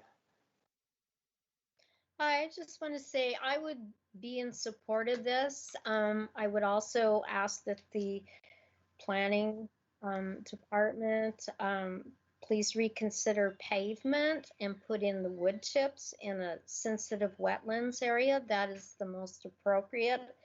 As being on the Parks Board, that would be what should be put there. And anyone who buys in there will be very lucky to have such a beautiful nature behind them. So, but please, wood chips, no pavement. Thank you. Thank you. And I think the notes say that Tom said that staff is still allowed to answer technical questions. So, Commissioner Miranda, would you like to ask your question? The question was for the applicant, so that is all. Thank you. Thank you. So Commissioner Roberts, go ahead, your comments. Yes, thanks. Yeah, I know I've been quieter than usual this time, but I am in support, and I've got a very close friend who's an arborist, and so I also like the wood chip ideas. But yeah, generally in support, and would be happy to second should Commissioner Jackson or somebody make the motion. Thank you. Now we have volunteers, so that's great. Commissioner Miranda, your hand's still up. Do you have more comments? No? Okay. Oh, Commissioner Watson, please go ahead. generally will support this, and I think it's great that we're doing a lot to further development for housing, addressing housing shortages, but also maintaining wetlands and addressing them. Another idea on the pathway is maybe permeable pavers or something, you know, some other alternative that is not a maintenance issue, but also doesn't excavate or damage the tree roots in some manner. Thank you. That's a great compromise, I think, too. My concern for wood chip is that if you look at the layout right now, those pathways are very much right inside the property line of unit 18 to 23. So if those wood chip were allowed to disintegrate and disappear over time, those unit owners down the road may feel tempted just to build a fence completely enclosing their property line and therefore eliminating the public path altogether. Maybe I'm just being, you know, I don't know, but I do like the permeable, the idea, the wood, the stone permeable thing that Commissioner Watson suggested. So that would be a good compromising of being semi-permanent, but also preserve the tree root at the same time. But I don't think we should necessarily to make it permanent, but I also think that we should find a way so it's semi-permanent, so the path will not just disappear in the future if wood chip is not properly maintained. So that's my concern. So I think Commissioner Watson's compromise is pretty good, but I think Agnes can figure that out. So Commissioner Quinones, you have comments. What do you think? Yes, actually I have a quick question, and it could be for Tom and the staff or anybody on here that may know it. In terms of seeing, because there's a couple more proposals that are going to come down the line, we're going to see this maybe like 2 or 3 more times, right? Based on what they submitted in terms of like, so when we're voting, I just want to make sure that I have like a clear idea of their timeline. So we are, for this project, we are voting on the concept plan and the detail plan. And subdivision. And subdivision. So we're voting on it momentarily. Okay. Does that answer your question? Yes, but I thought I read that they were still going, there's still like a separate plan that they have to submit, like engineering. Right, those will be reviewed and approved by the city staff. So so the commissioner's job, the only job right now is to decide on the concept plan, the detail plan, the subdivision right now. And so then it gets sent, if and when we approve it, then it gets sent to the city, or then it gets sent to the staff. So then this project won't come back in front of us then? No, the approval conditions have to subsequently double check by the city staff. Okay, got it, thank you. Okay, so Commissioner Watson, do you still have more questions? Nope, okay. Tom? I just wanted to provide some detail for Commissioner Quinones' question. So once the Planning Commission approves this and if it survives appeal, then the applicant has to go through a final plat process, and that's at staff level, and get the plat approved through the county. And then they do the PFI, Public Facility Improvement Permit. And that's where a lot of the engineering, construction, and those things are decided. And those are all done at the staff level. And so as you're thinking about the discussion that you're having about the surface of the trail, you're thinking about potential conditions or changing any conditions. I just wanted to let you know, one of the other reasons that we had asked for the not the soft surface trail was for ADA accommodation. We can't accommodate ADA access on a bark dust trail. So that's just another, these things get really complicated. We have a lot of different issues we're trying to resolve. Some of them are conflicting. So just another thing to factor into your discussion. But Tom, right now, the approval condition, I think condition number 21 doesn't say anything about wood chips or anything. So if we just approve it as is now, it's up to the staff to decide, right?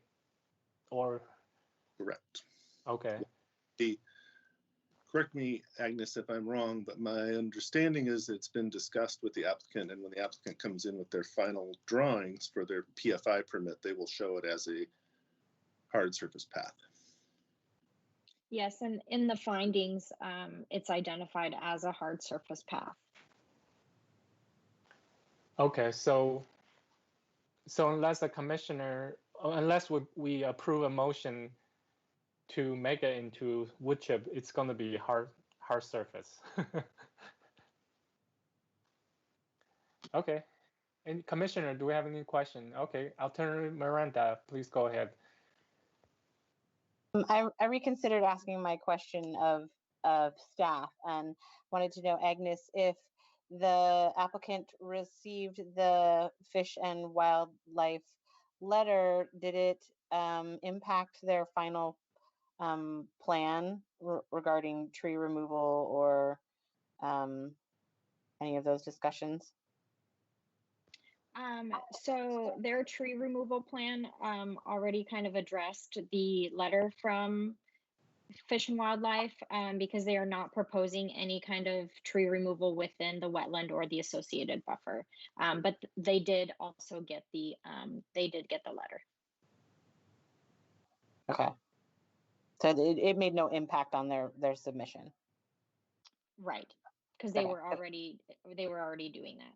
Yes, there was just gentle suggestions. Yes, they weren't requirements. Yes. I understand. And so in order for us as a planning commission to require permeable pavement on the ADA compliant public walkway, we would need to include that in our motion. So I am not a voting member, so I cannot make that motion. So if someone wanted to do that, I'm assuming that's what we would need to do. So I appreciate everyone's interest in the walkway, which I will be shocked if anyone uses. Okay, thank you. Thank you. So I guess that's done. So do we have a motion? So this is for two motions. One is for the concept plan, which doesn't have the approval condition. Another motion is for detail plan, which has the approval condition together with the subdivision number. So Commissioner Jackson. I will try. Okay, go ahead. And I need to include the additions from the memo dated 3/15 for both motions, correct? Or just for the second motion? Both motions, please. Both motions. Agnes is... And just full disclosure to fellow commissioners, I will not be saying anything about changing the surface of the walkway. So if you feel strongly about that, chime up now. Well, that's for the detail plan anyway. So the first one should be easy. So go ahead. Well, you say that, but okay. So I move for approval of the concept plan under case number PDR 2020-00002 and adoption of findings in the staff report based on testimony received. And the memo. Second. Oh, sorry, and including the memo dated 3/15 for text corrections. So Commissioner Jackson moved that we move the concept plan in this in this case with the inclusion of the staff memo. Any second? Robert Commissioner seconds. Robert, second. Okay, I'll give you some time to locate your hand raise button. Commissioner Miranda, would you please lower your hand? Thank you. So those vote in favor, please, you have 5 seconds to raise your hand. Please raise your hand right now.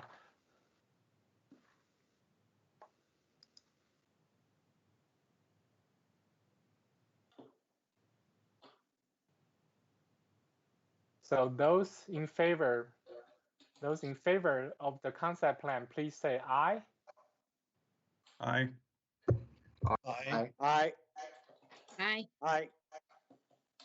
All right, so I see all 8 hands raised. So, and we have one commissioner.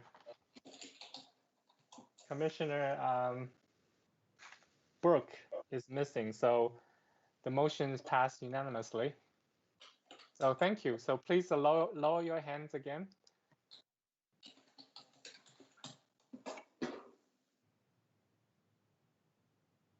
Commissioner Robert and Watson, please lower your virtual hands. Thank you. Okay, Commissioner Jackson. Would you like to make the second motion for the detailed plan and subdivision? Sure. So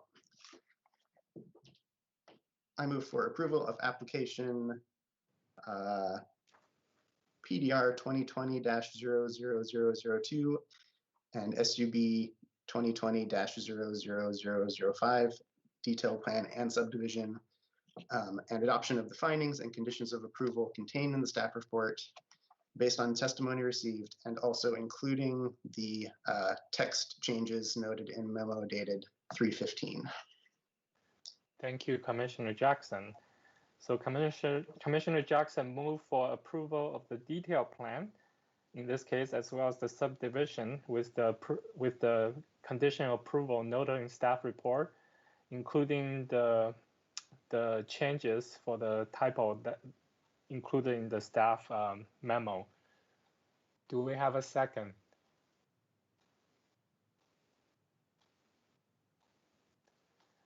I'll second. Commissioner Roberts, second. So in this case, I'm going to ask if any commissioner want to make any amendments, make a motion for amendments. I see no motion for amendments. I will provide a motion that they look at, or that they look at a permeable paver alternative to the hard pavement for the pathway, if they can come up with a design that can preserve the tree roots and general health. Was that adequate? I think so. I think I can try to. So Commissioner Watson, for a motion to amend the current motion for the staff to require permeable paver in track C to preserve tree root. Do we have a second for Commissioner Watson's amendment?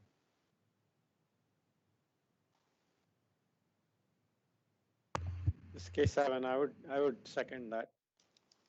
Okay, Commissioner K7, second Commissioner Watson's motion for amendment. So let's take a second. So the vote will only vote on the amendment, the motion amendment, not Commissioner Jackson's original motion. Is that clear, or do you have any question? Makes sense to me. Okay, so commissioners, if you want to vote for the amendment, please raise your hand. You have 5 seconds.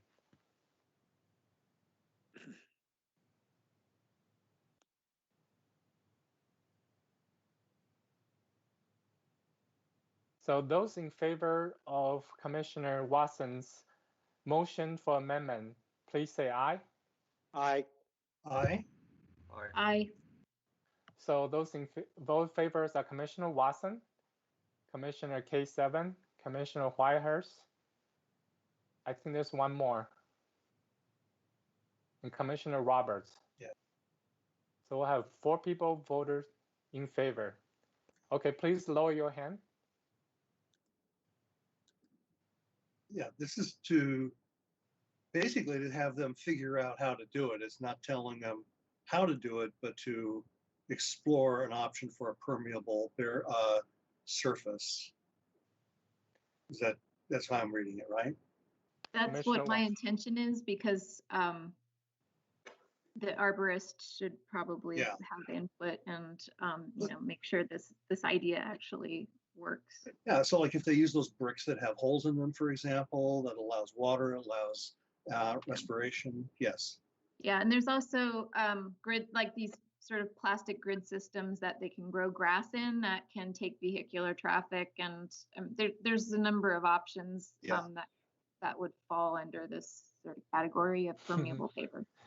Doreen probably need clarification.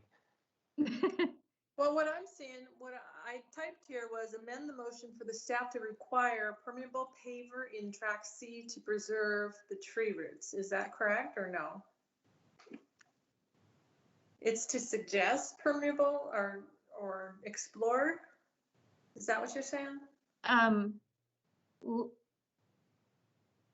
Well, you have to meet ADA requirement, right? So yes.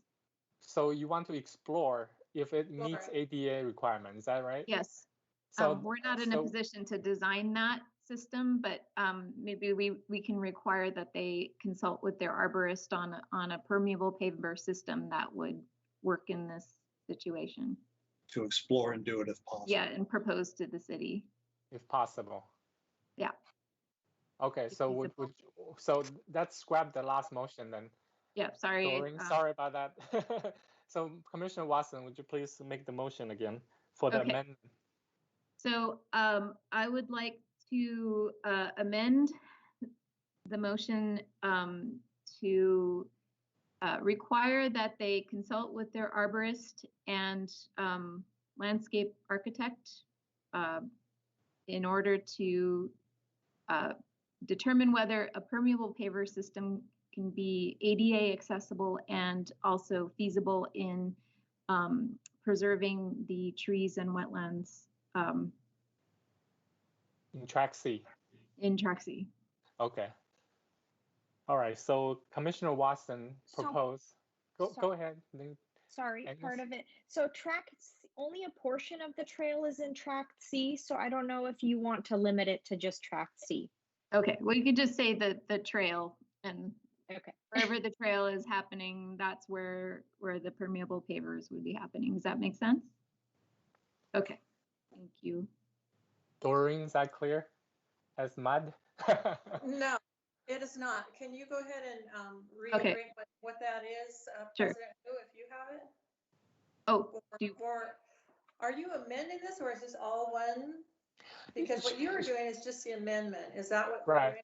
Yeah. So she's just trying to amend Commissioner Jackson's motion. The detailed plan. We're trying to amend the detailed plan, requiring them to explore permeable paver design that meets accessibility and code requirements, but also preserves the trees. In the track C or in all the tracks? In the entirety of the property where the trail occurs. Even in the new. So the only thing I see right now is in track C, which is behind lot 13 to 23. Do you want to limit to that or? No, I'm fine with it just being a blanket statement about the path. Okay. Yeah, if the design changes for some reason or it shifts relative to the property, it would be better if it were just a catch-all on wherever the pedestrian trail occurs. Okay. So Commissioner Watson is forwarding a motion to require the city staff to consult with arborists to determine whether having a permeable paver will be feasible for all the pedestrian access tracks on the property? Well, I thought we were requiring this of the designer, the client, that they propose a trailway system to the city, not making the city design it. Okay, let me try this again. So Commissioner Watson moved for a motion to amend Commissioner Jackson's motion to require the applicant to submit a revised plan to the city to consider having a permeable paver on for using pedestrian access on the development, if possible. Yes, the designer needs to design a system that accomplishes code compliance and also tree preservation. And permeable pavers are a potential design solution. Doreen, is that good enough?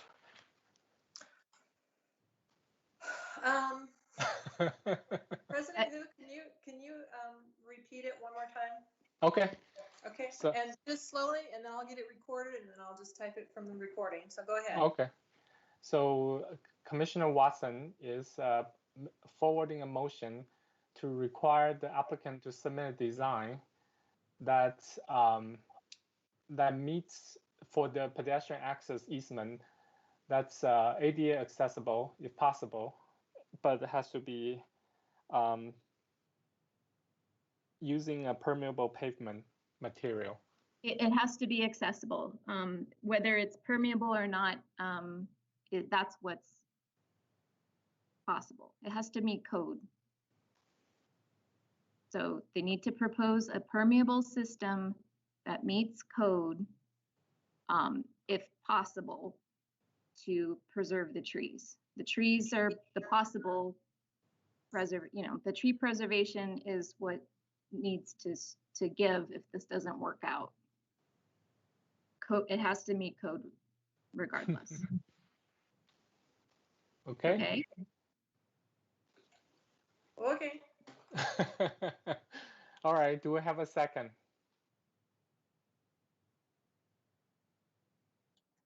K7 second. Oh, Commissioner K7 second first. All right, so you have 5 seconds. Those in favor, please raise your hand.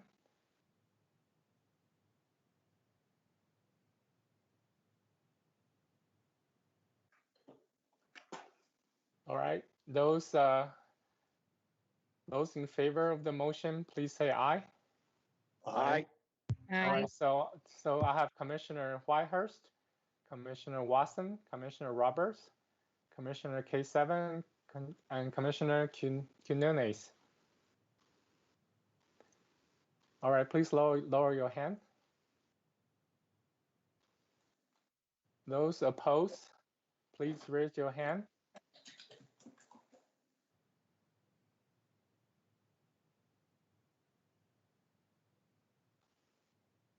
Those opposed, please say nay. Nay. Commissioner Shook. Those not voting, please raise your hand. All right, so I see Commissioner Jackson and Commissioner Hu. So it's 5 to 1 to 2. So the motion to amend passes. Okay. All right, so please lower your hand. So let's go back to the original motion by Commissioner Jackson. Those in favor, please raise your hand. You have 5 seconds.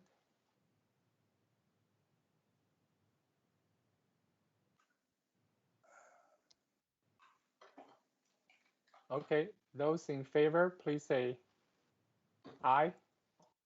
Aye. Aye. Aye. Aye. So I see 8 hands raised, so it passes unanimously. Okay, thank you, Commissioner. So if you want to appeal the decision, please contact the staff for more information. Thank you, everybody. Thank you, everyone. We appreciate your time tonight and really appreciate you giving it the consideration that you did. Thank you. Thank you. Thank you. All right.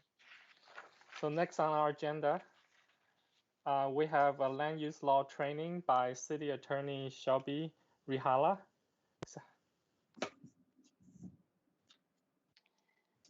Hi. All right. Hello. Good evening, commissioners. All right. So are we ready to jump right in, or do we need a quick break after that discussion? I think we are okay. We are already so late, so please go ahead. Sorry for the delay. All right. No worries. So I'm Shelby Rihala. I'm the city attorney.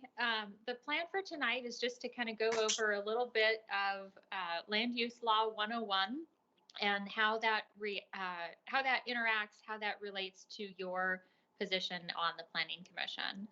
So I just kind of, and feel free, yes, I see a hand. Feel free to raise hands, interrupt me as we go along. Jamie, do you have a question? Or is that an old hand? Okay. All right. So first of all, just starting off the role of the Planning Commission. So I think the last case that you just heard was a great example of that. So your role as planning commissioners is basically conflict resolution. So there are contentious issues that the Planning Commission resolves. For many people, it might be their first experience with government and very likely their first experience with land use. So the Planning Commission really sets the tone for the deliberations. So my opinion, it's really important to model the behavior. So I think you've done a great job in your last hearing, but just keep that in your back of your mind as you're listening to the parties before you, is that you set the tone for these people's possibly first interaction with land use and the government. The other thing to mention is that you were chosen to make sometimes difficult decisions. There's no guarantee that the cases that come before you are going to be easy. And so keep in mind that it's your job to make difficult decisions and that you are the arbiter of some contentious cases. So you've heard before, I'm sure many times, the difference between legislative and quasi-judicial. It's a really important distinction, so I just want to hit on it again. So a legislative action, a legislative amendment, is the adoption of a new policy. And so these are, you are setting a new policy direction in the city's code. And so it's expected in these cases that you will have personal opinions. These are expected and allowed. You were chosen because you have certain perspectives that you bring to the commission. And so in a legislative case, you are free to express those, encouraged to express those. By contrast, in a quasi-judicial case, these cases are basically you are acting as the judge. You are an impartial tribunal. And so a judge doesn't get to decide if a statute is good or bad. And just similarly, you can't decide if the city's code is good or bad, if it's a quasi-judicial case. You need to base your decision only on the testimony and the evidence in the record. You also have to be free of actual bias when you are hearing a quasi-judicial case. And so at the beginning of the hearing, you should be stating whether you have any bias or ex parte contact. So ex parte contact would include things like site visits or communication with any of the parties involved. And so you need to state upfront on the record if you have any ex parte contact. Failure to disclose ex parte contact is a substantive error. So that would be grounds for reversal if the case was appealed to LUBA.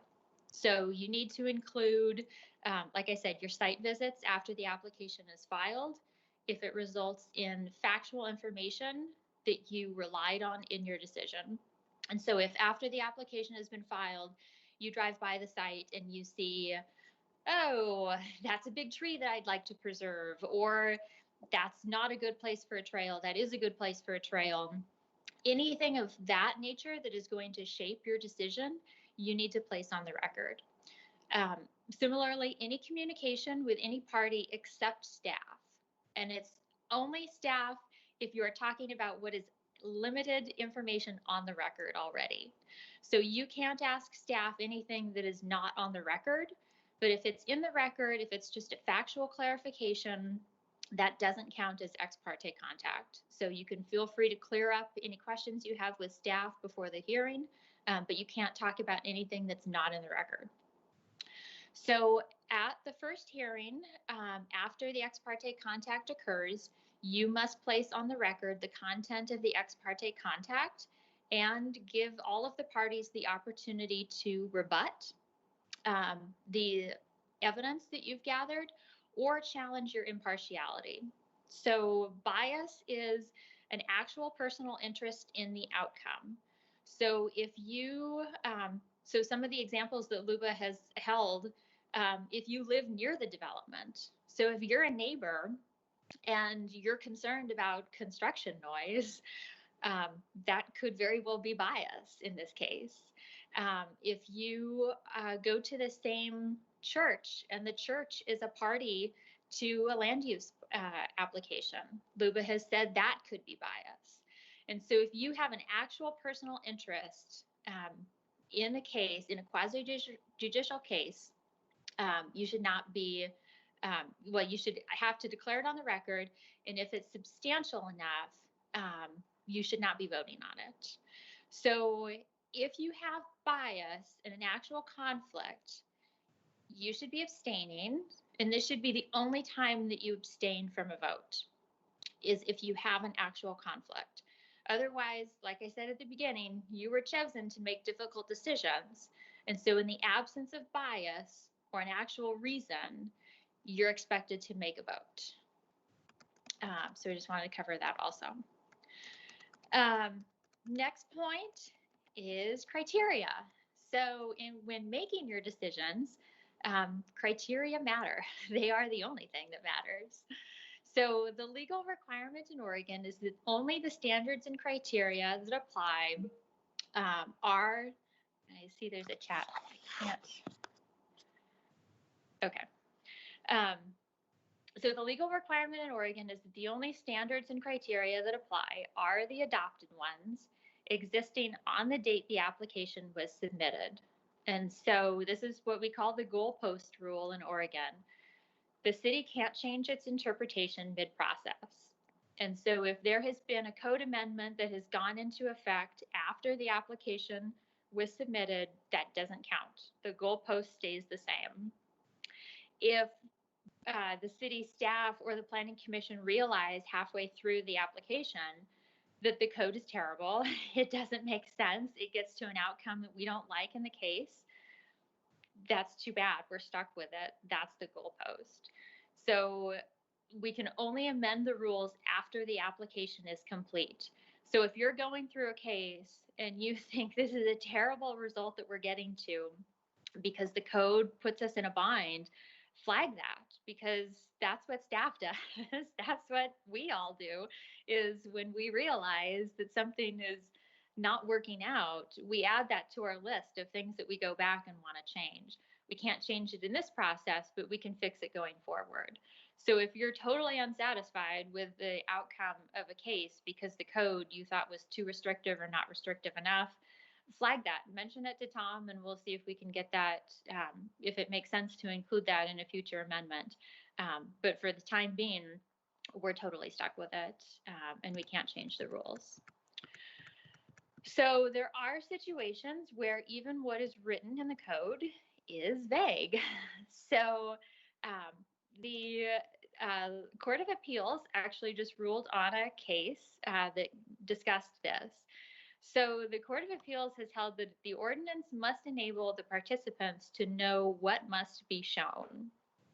And so the court kind of discussed that there's different varying levels of vagueness. So for example, things like be compatible with, or be in the public interest, or best use, those kind of things, those are all super vague. but those are vague in an okay way.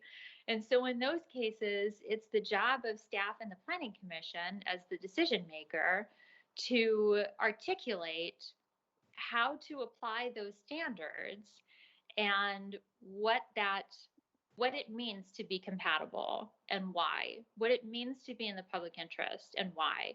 And if that's articulated, a court will uphold that. What the Court of Appeals in the recent case said was not okay is if a party cannot look at the code or any other land use decision and figure out what is intended. And so in this particular case, the phrase was youth activity center. So youth activity center was not defined in the code. It was not listed as a permanent use in any zone. It was not defined or used in any statute or administrative rule. So the court said there is no way an applicant could reasonably predict whether the county would determine what applicant would constitute a youth activity center. So it's important we have things that are vague in terms of we can attach discretion to. So if it's something like best interest of, we have a little bit of discretion. If it's something like what is a youth activity center and it's nowhere in the code, that's something that is not okay. And that's going to have to be fixed later on because we're not going to win that case on appeal. So the Court of Appeals said that it's often a close call determining whether a local government has impermissibly developed new standards and criteria through a quasi-judicial decision-making process, as opposed to merely refining by interpretation existing codified standards and criteria. So refining is okay, making new standards is not okay. So that's the distinction. And obviously the courts are still, this case was end of last year.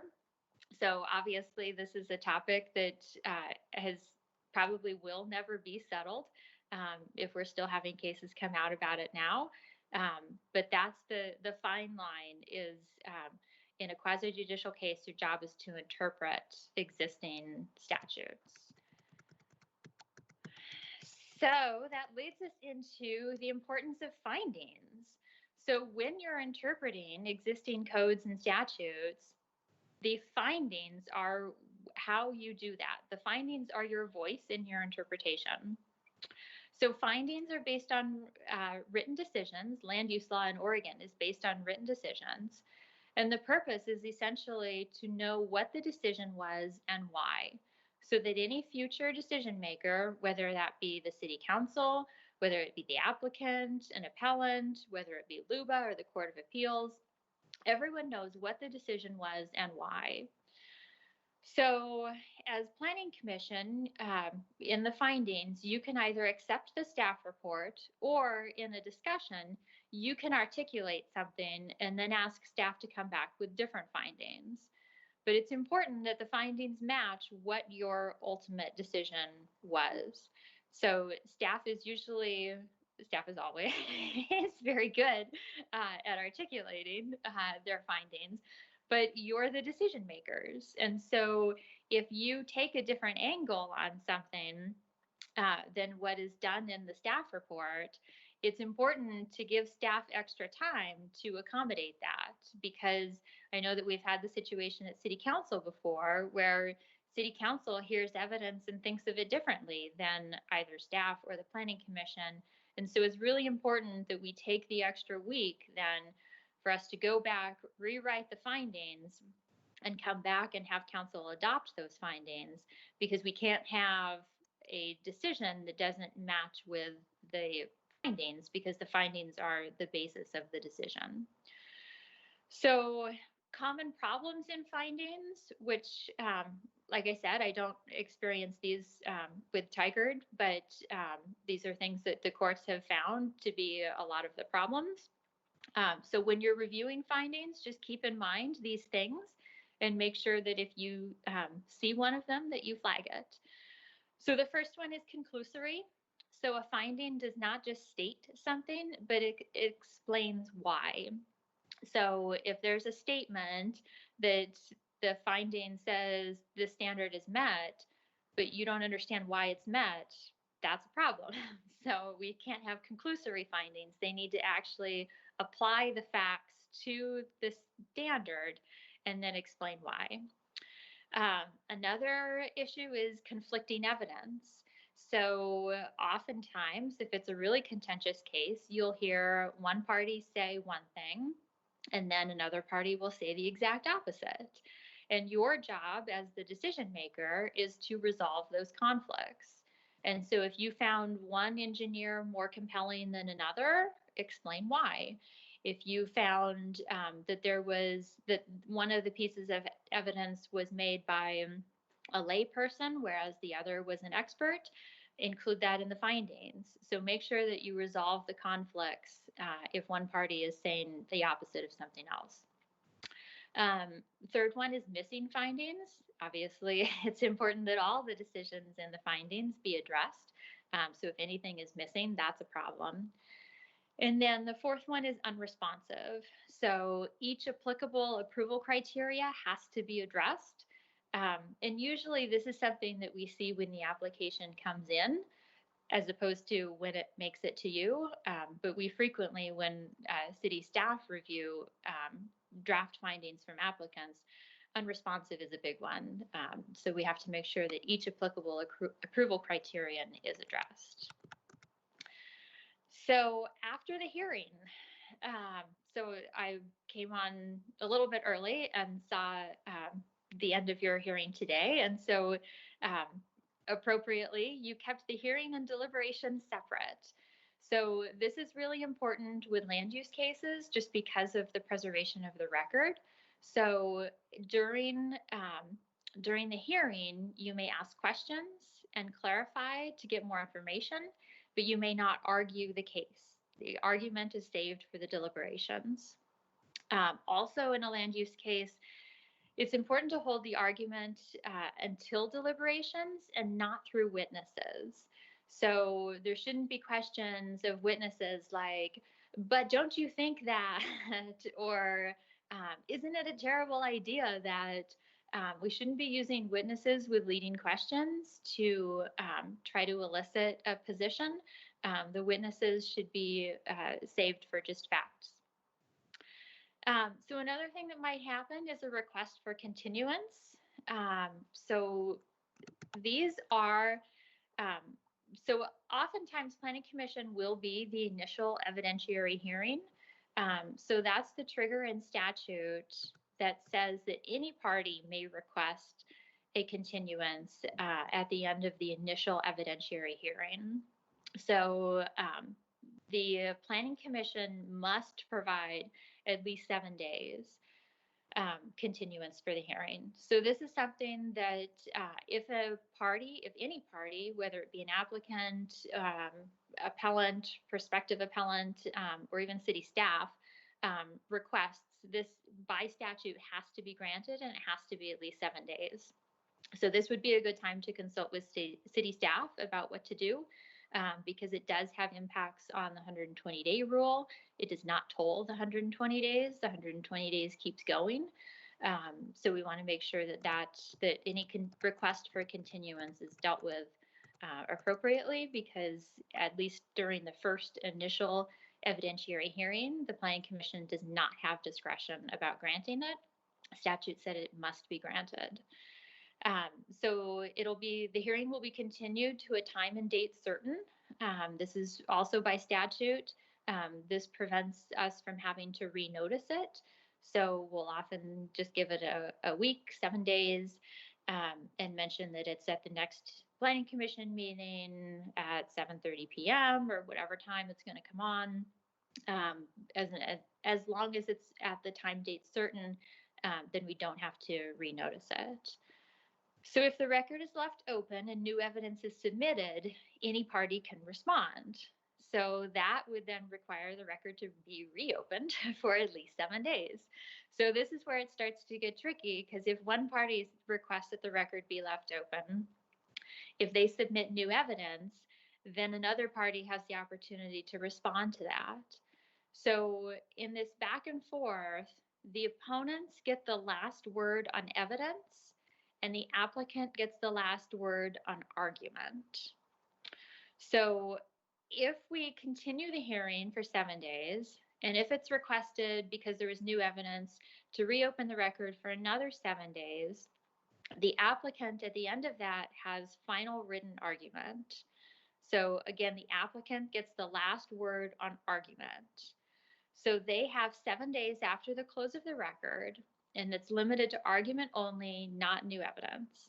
And this one is the only piece here that is not subject to the 120-day rule. So the applicant will always have a chance to submit in writing their final arguments.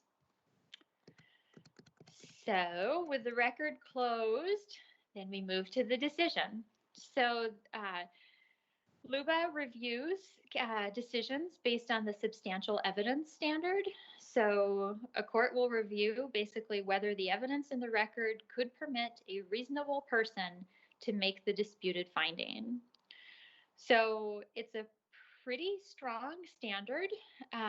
If the city council makes the decision, city council's decision is actually entitled to deference by LUBA. Whereas the planning commission or a hearings officer decision is reviewed just as a matter of law. So basically, did you appropriately construe the law? So when you're making your decision, one of the means that you have of addressing the approval criteria is to attach conditions. So conditions are exactly that. They're a means of addressing the approval criteria only. They're not appropriate for every issue that's been raised or for a special concern. They are also not a substitute for compliance with approval criteria. The approval decision must demonstrate compliance with all discretionary approval standards is feasible. So a condition cannot replace something that isn't satisfied. So if you have an approval standard that you just can't get to, regardless of what the applicant is proposing or what the opponents are proposing, the appropriate thing to do would be to deny that application as opposed to try to attach conditions. So for example, if there's a site plan where we need to make a connection, the code says that a connection has to be made. We can't condition the applicant to go up and around wetlands. The applicant either has to make the connection or not. And if the applicant chooses to not, and it doesn't meet any other adjustments or anything else in code, that's a denial. We can't have a condition that says the applicant must do this, because in that case, the applicant has failed to show that they can do that. So in the absence of the approval standard being shown as feasible, it's a denial and not a condition. So one last thing, these are just hitting the highlights. There's a ton of land use law could go on forever. So just hitting the highlights, but testimony at council. So once you have made the decision, once you've done all the proper evidence and the hearing and attached conditions and voted on it and everything's good and it goes off to council for those cases that go off to council.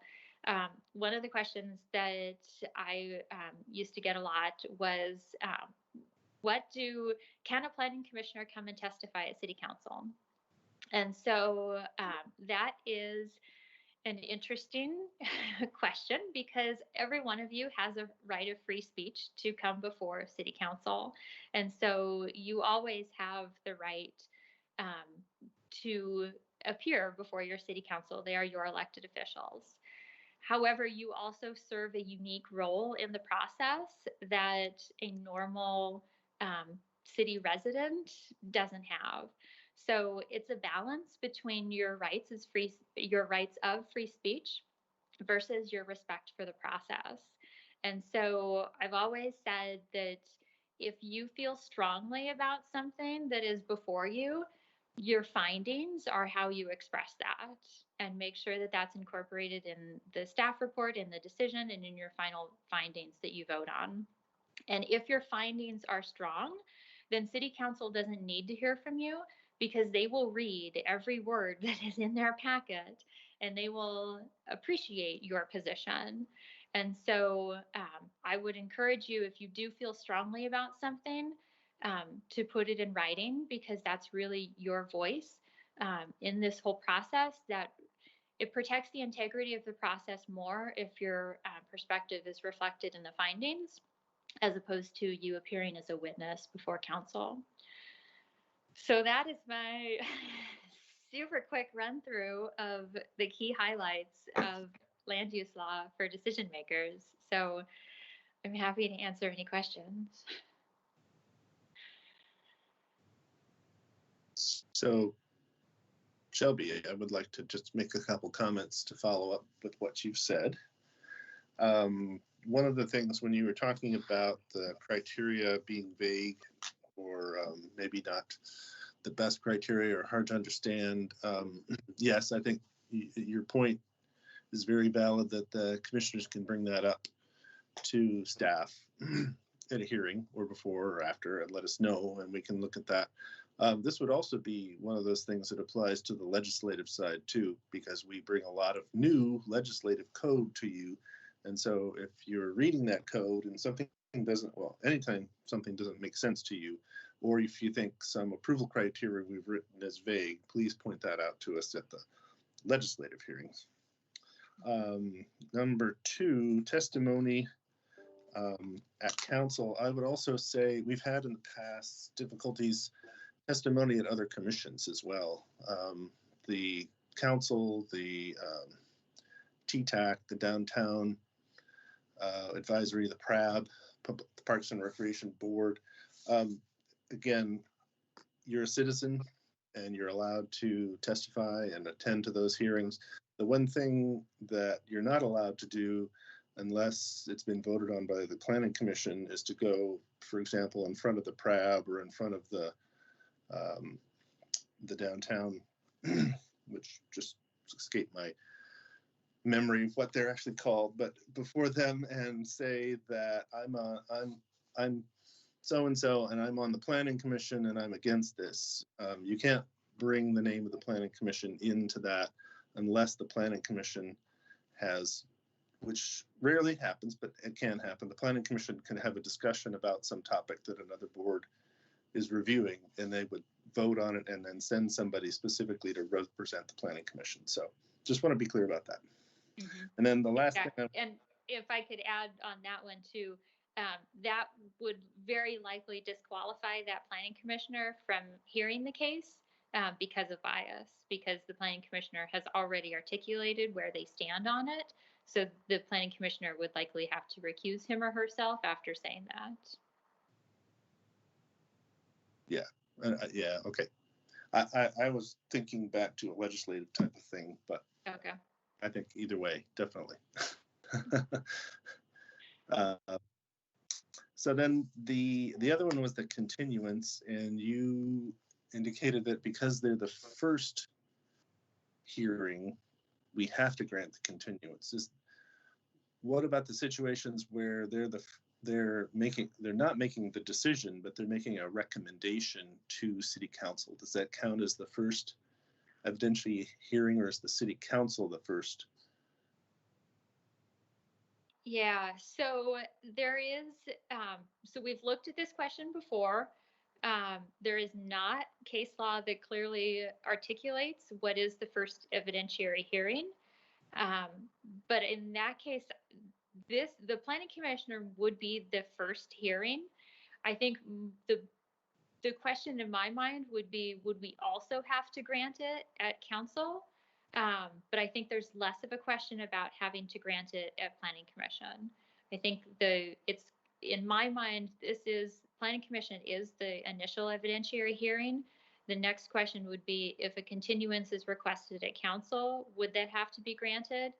And you know, it's tricky because it involves balancing the 120-day clock with making sure that we have a chance for the parties to be heard. And so if somebody challenges the decision and they challenge their due process rights in terms of their opportunity to be heard, we can always, or not always, we can usually avoid that by continuing the hearing. And then LUBA will look at that and say, well, you had your chance. So there was no, what LUBA looks for is were the parties' rights substantively prejudiced. So if somebody complains that they didn't have enough time, but they articulated all the points they wanted to, LUBA's not going to care about that because they had a chance. There was no substantive prejudice. But if the party said, I didn't know about the hearing, and so I didn't prepare for it, that's going to be substantive prejudice. And so Planning Commission will generally be the initial evidentiary hearing body. And so they most likely have to grant it. And then at council, it would be a balance of, do we think that there's a risk on appeal that we would want to also allow it at council? Thanks. All right, I want to let the planning commissioners jump in. Thank you. Any questions, Commissioner? Oh, I see none, so well, thank you. Oh, go ahead.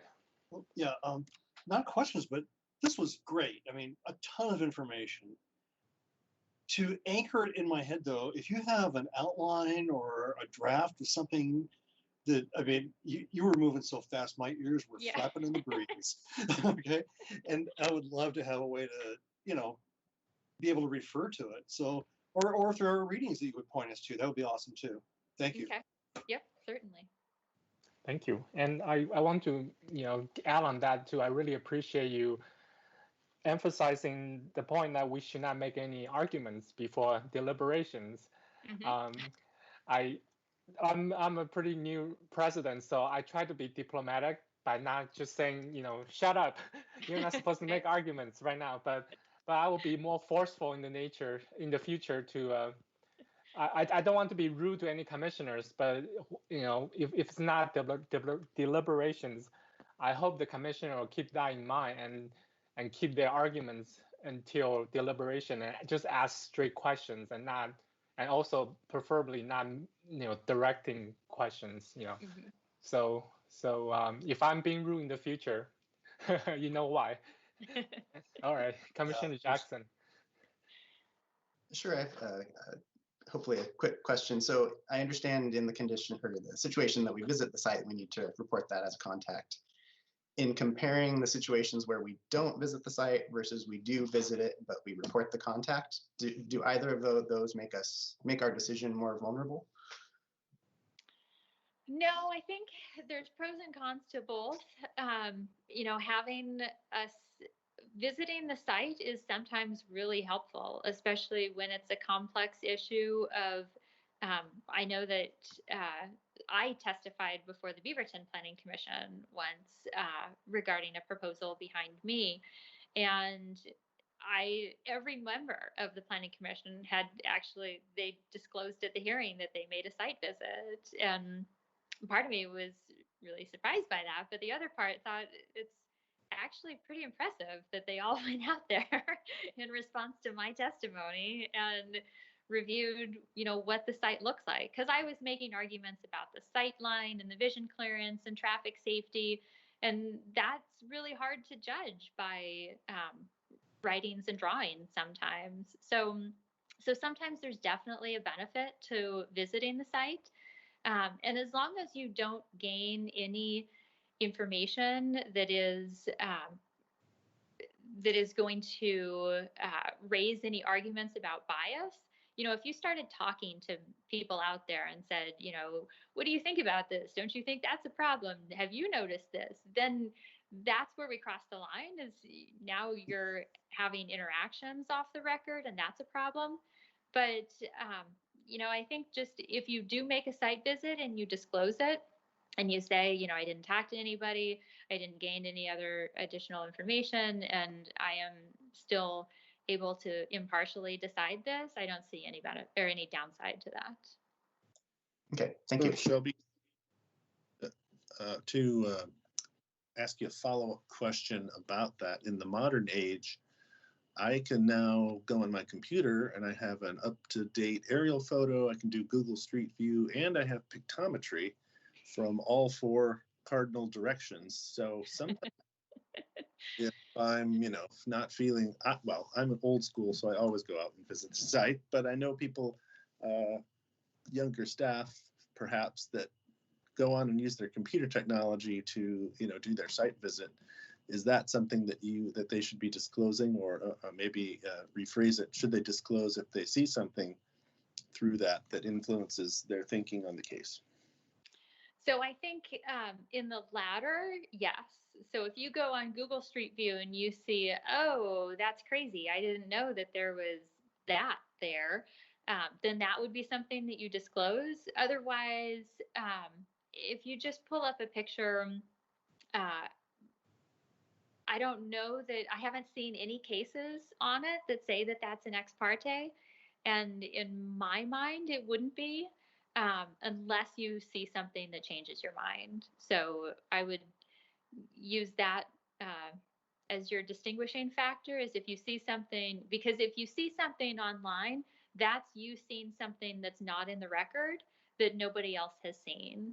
And so that's the distinguishing factor for me. Whereas if you just see a picture on your computer screen that doesn't change your mind one way or another, there's no new evidence being submitted there. And so I'm okay with that.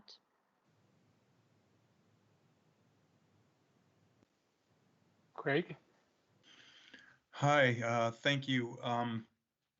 I work in the development industry, and so I think it's going to be pretty common that I'm going to know a number of people who come before the Planning Commission. I did tonight, but it's happened twice in a row now where I've known somebody, and I don't feel any bias or don't know about the case. Is it important that I always disclose if I know the applicant or someone on the applicant's consultant team?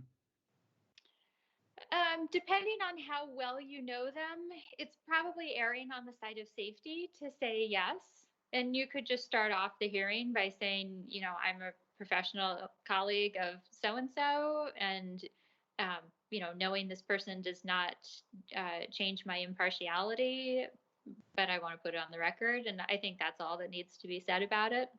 Because certainly Tigard is a relatively good sized community, but it's not a huge community, so it's not uncommon for people to know people before the Planning Commission, and especially in your line of work where you see a lot more developers than the average person. So right. I guess I would probably err on the side of just saying, I'm colleagues with this person. If it's just, you met them at a conference once, I'm not concerned about that. If it's somebody that, you've done a contract with, or you're working on a project with, something like that, as opposed to just, you've seen them in the office.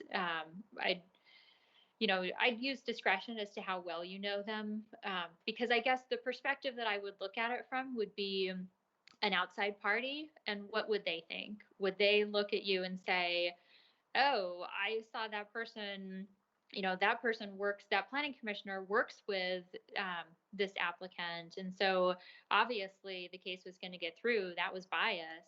Even though there might not be any bias at all, it still potentially gives the appearance of some. And so I would always be thinking from the perspective of, could anyone use this relationship to say that there's an appearance of bias? And if so, I'd err on the side of disclosing it. Okay, thank you. Jamie. Hi, Shelby. Thanks for the presentation. I'm going to give an example from last week, and we kind of talked about this in the last Planning Commission meeting in terms of there was a density increase on a property being developed with residences, and it was it's the Planning Commission's discretion whether or not they could get the full 30% increase. And correct me if I say anything wrong, Tom, but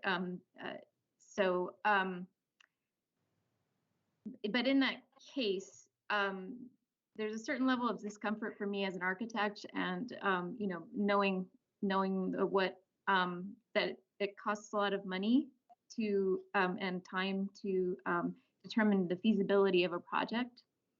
And so it seems like, if we had decided for whatever reason that 30% was not okay, and that, say, we sort of come up with an arbitrary number of 20% or something similar, or if it had been more contentious with the neighborhood and that sort of thing, and we were kind of felt like we needed to compromise in that way, it's sort of a decision like that, without really understanding the background of the conversation with the city, and whether or not that would fly, would that pencil out, or would that kill the project? What are our responsibilities in terms of accommodating the fact that they did have expenses, that they were proceeding under, for lack of a better phrase, good faith, in that understanding that the 30% increase was acceptable. I guess examples, or just sort of like what are our responsibilities in that situation? Mm-hmm. So if the Planning Commission doesn't think that 30% is appropriate in a situation like that, I guess I would say that you really have two options. One would be that you deny it outright because it doesn't meet 30%, and so it's 30% or nothing. The other is, if you have discretion, and if the applicant is interested in it, to engage in a conversation with the applicant about basically saying, we don't think you can get to 30%, but what about 20%? What would your revised proposal look like? Because you can't, kind of like when I said about conditions, is they have to be feasible. You can't use it as a replacement.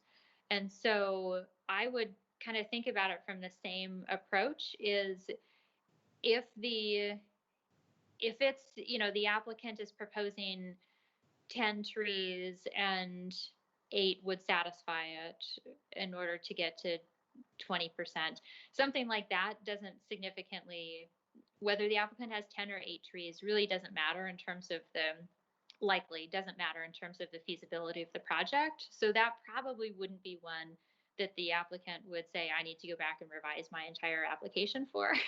Right. But right. if it is something that, if it's a pathway or setbacks or something that is going to significantly change the application, then in that case, the applicant should have a chance to go back and be able to revise their application or address that and bring forward a revision to Planning Commission.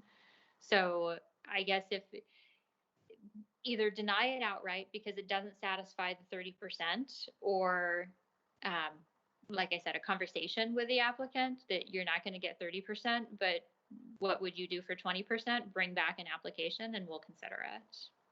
Okay. So in other words, negotiating, having the conversation in that commission meeting, and then negotiating sort of what is acceptable according to our discretion. Yeah, because a lot of times the applicants will see the writing on the wall and they'll say, oh, this is not going the way we want it to. And they will, a lot of times they'll prospectively offer, hey, we can come back with a revision. Would you be interested in seeing this? And so as long as it's all done in an open meeting, it all has to be on the record. And so this can't be, conversations with staff outside and stuff. Yeah. Right. But as long as it's all on the record, that, the applicant will very likely say, can I have an opportunity to bring forward a revision? And then in that case, Planning Commission can say, depending on where we are time-wise and stuff, like I said, 120-day rule and all that kind of stuff. But assuming that we're good with that, they can bring back a revision and Planning Commission can look at that.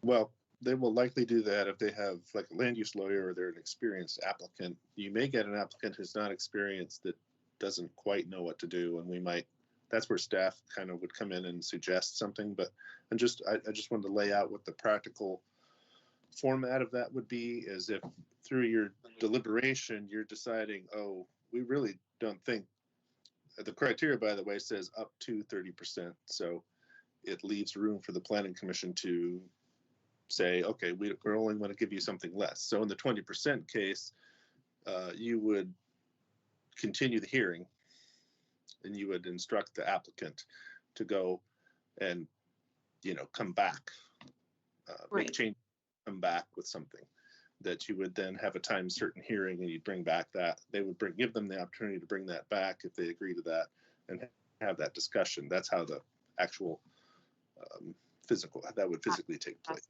Process would be. Okay. I appreciate it. I'm not looking to do that. I just wanted to make sure I understood, I know what my scope was in terms of, if we make those sorts of comments or give that kind of direction. Thank you. Yeah, and like Tom said, it's definitely helpful when an applicant knows what they're doing or has a team that knows what they're doing. Yeah. They'll prospectively or proactively say, can we take this back? They'll help with writing findings. They'll, make sure that their presentations are clear. It really helps you and me too, to have an experienced applicant.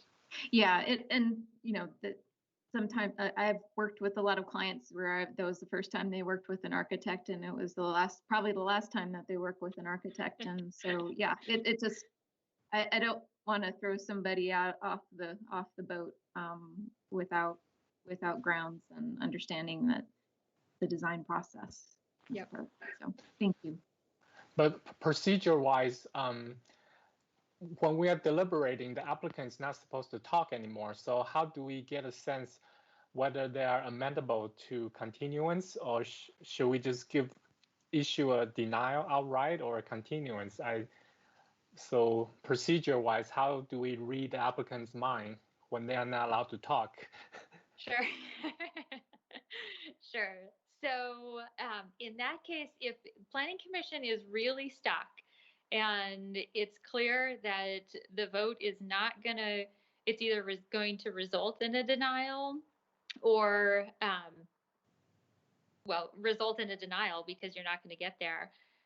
In that case, I would suggest reopening the record and allowing the applicant, if have your deliberations, and if it's clear that Planning Commission says, we're not at 30%, then I would reopen the record and invite the applicant back up and say, this is what we're considering, and we'd like you to go back and prepare a revision.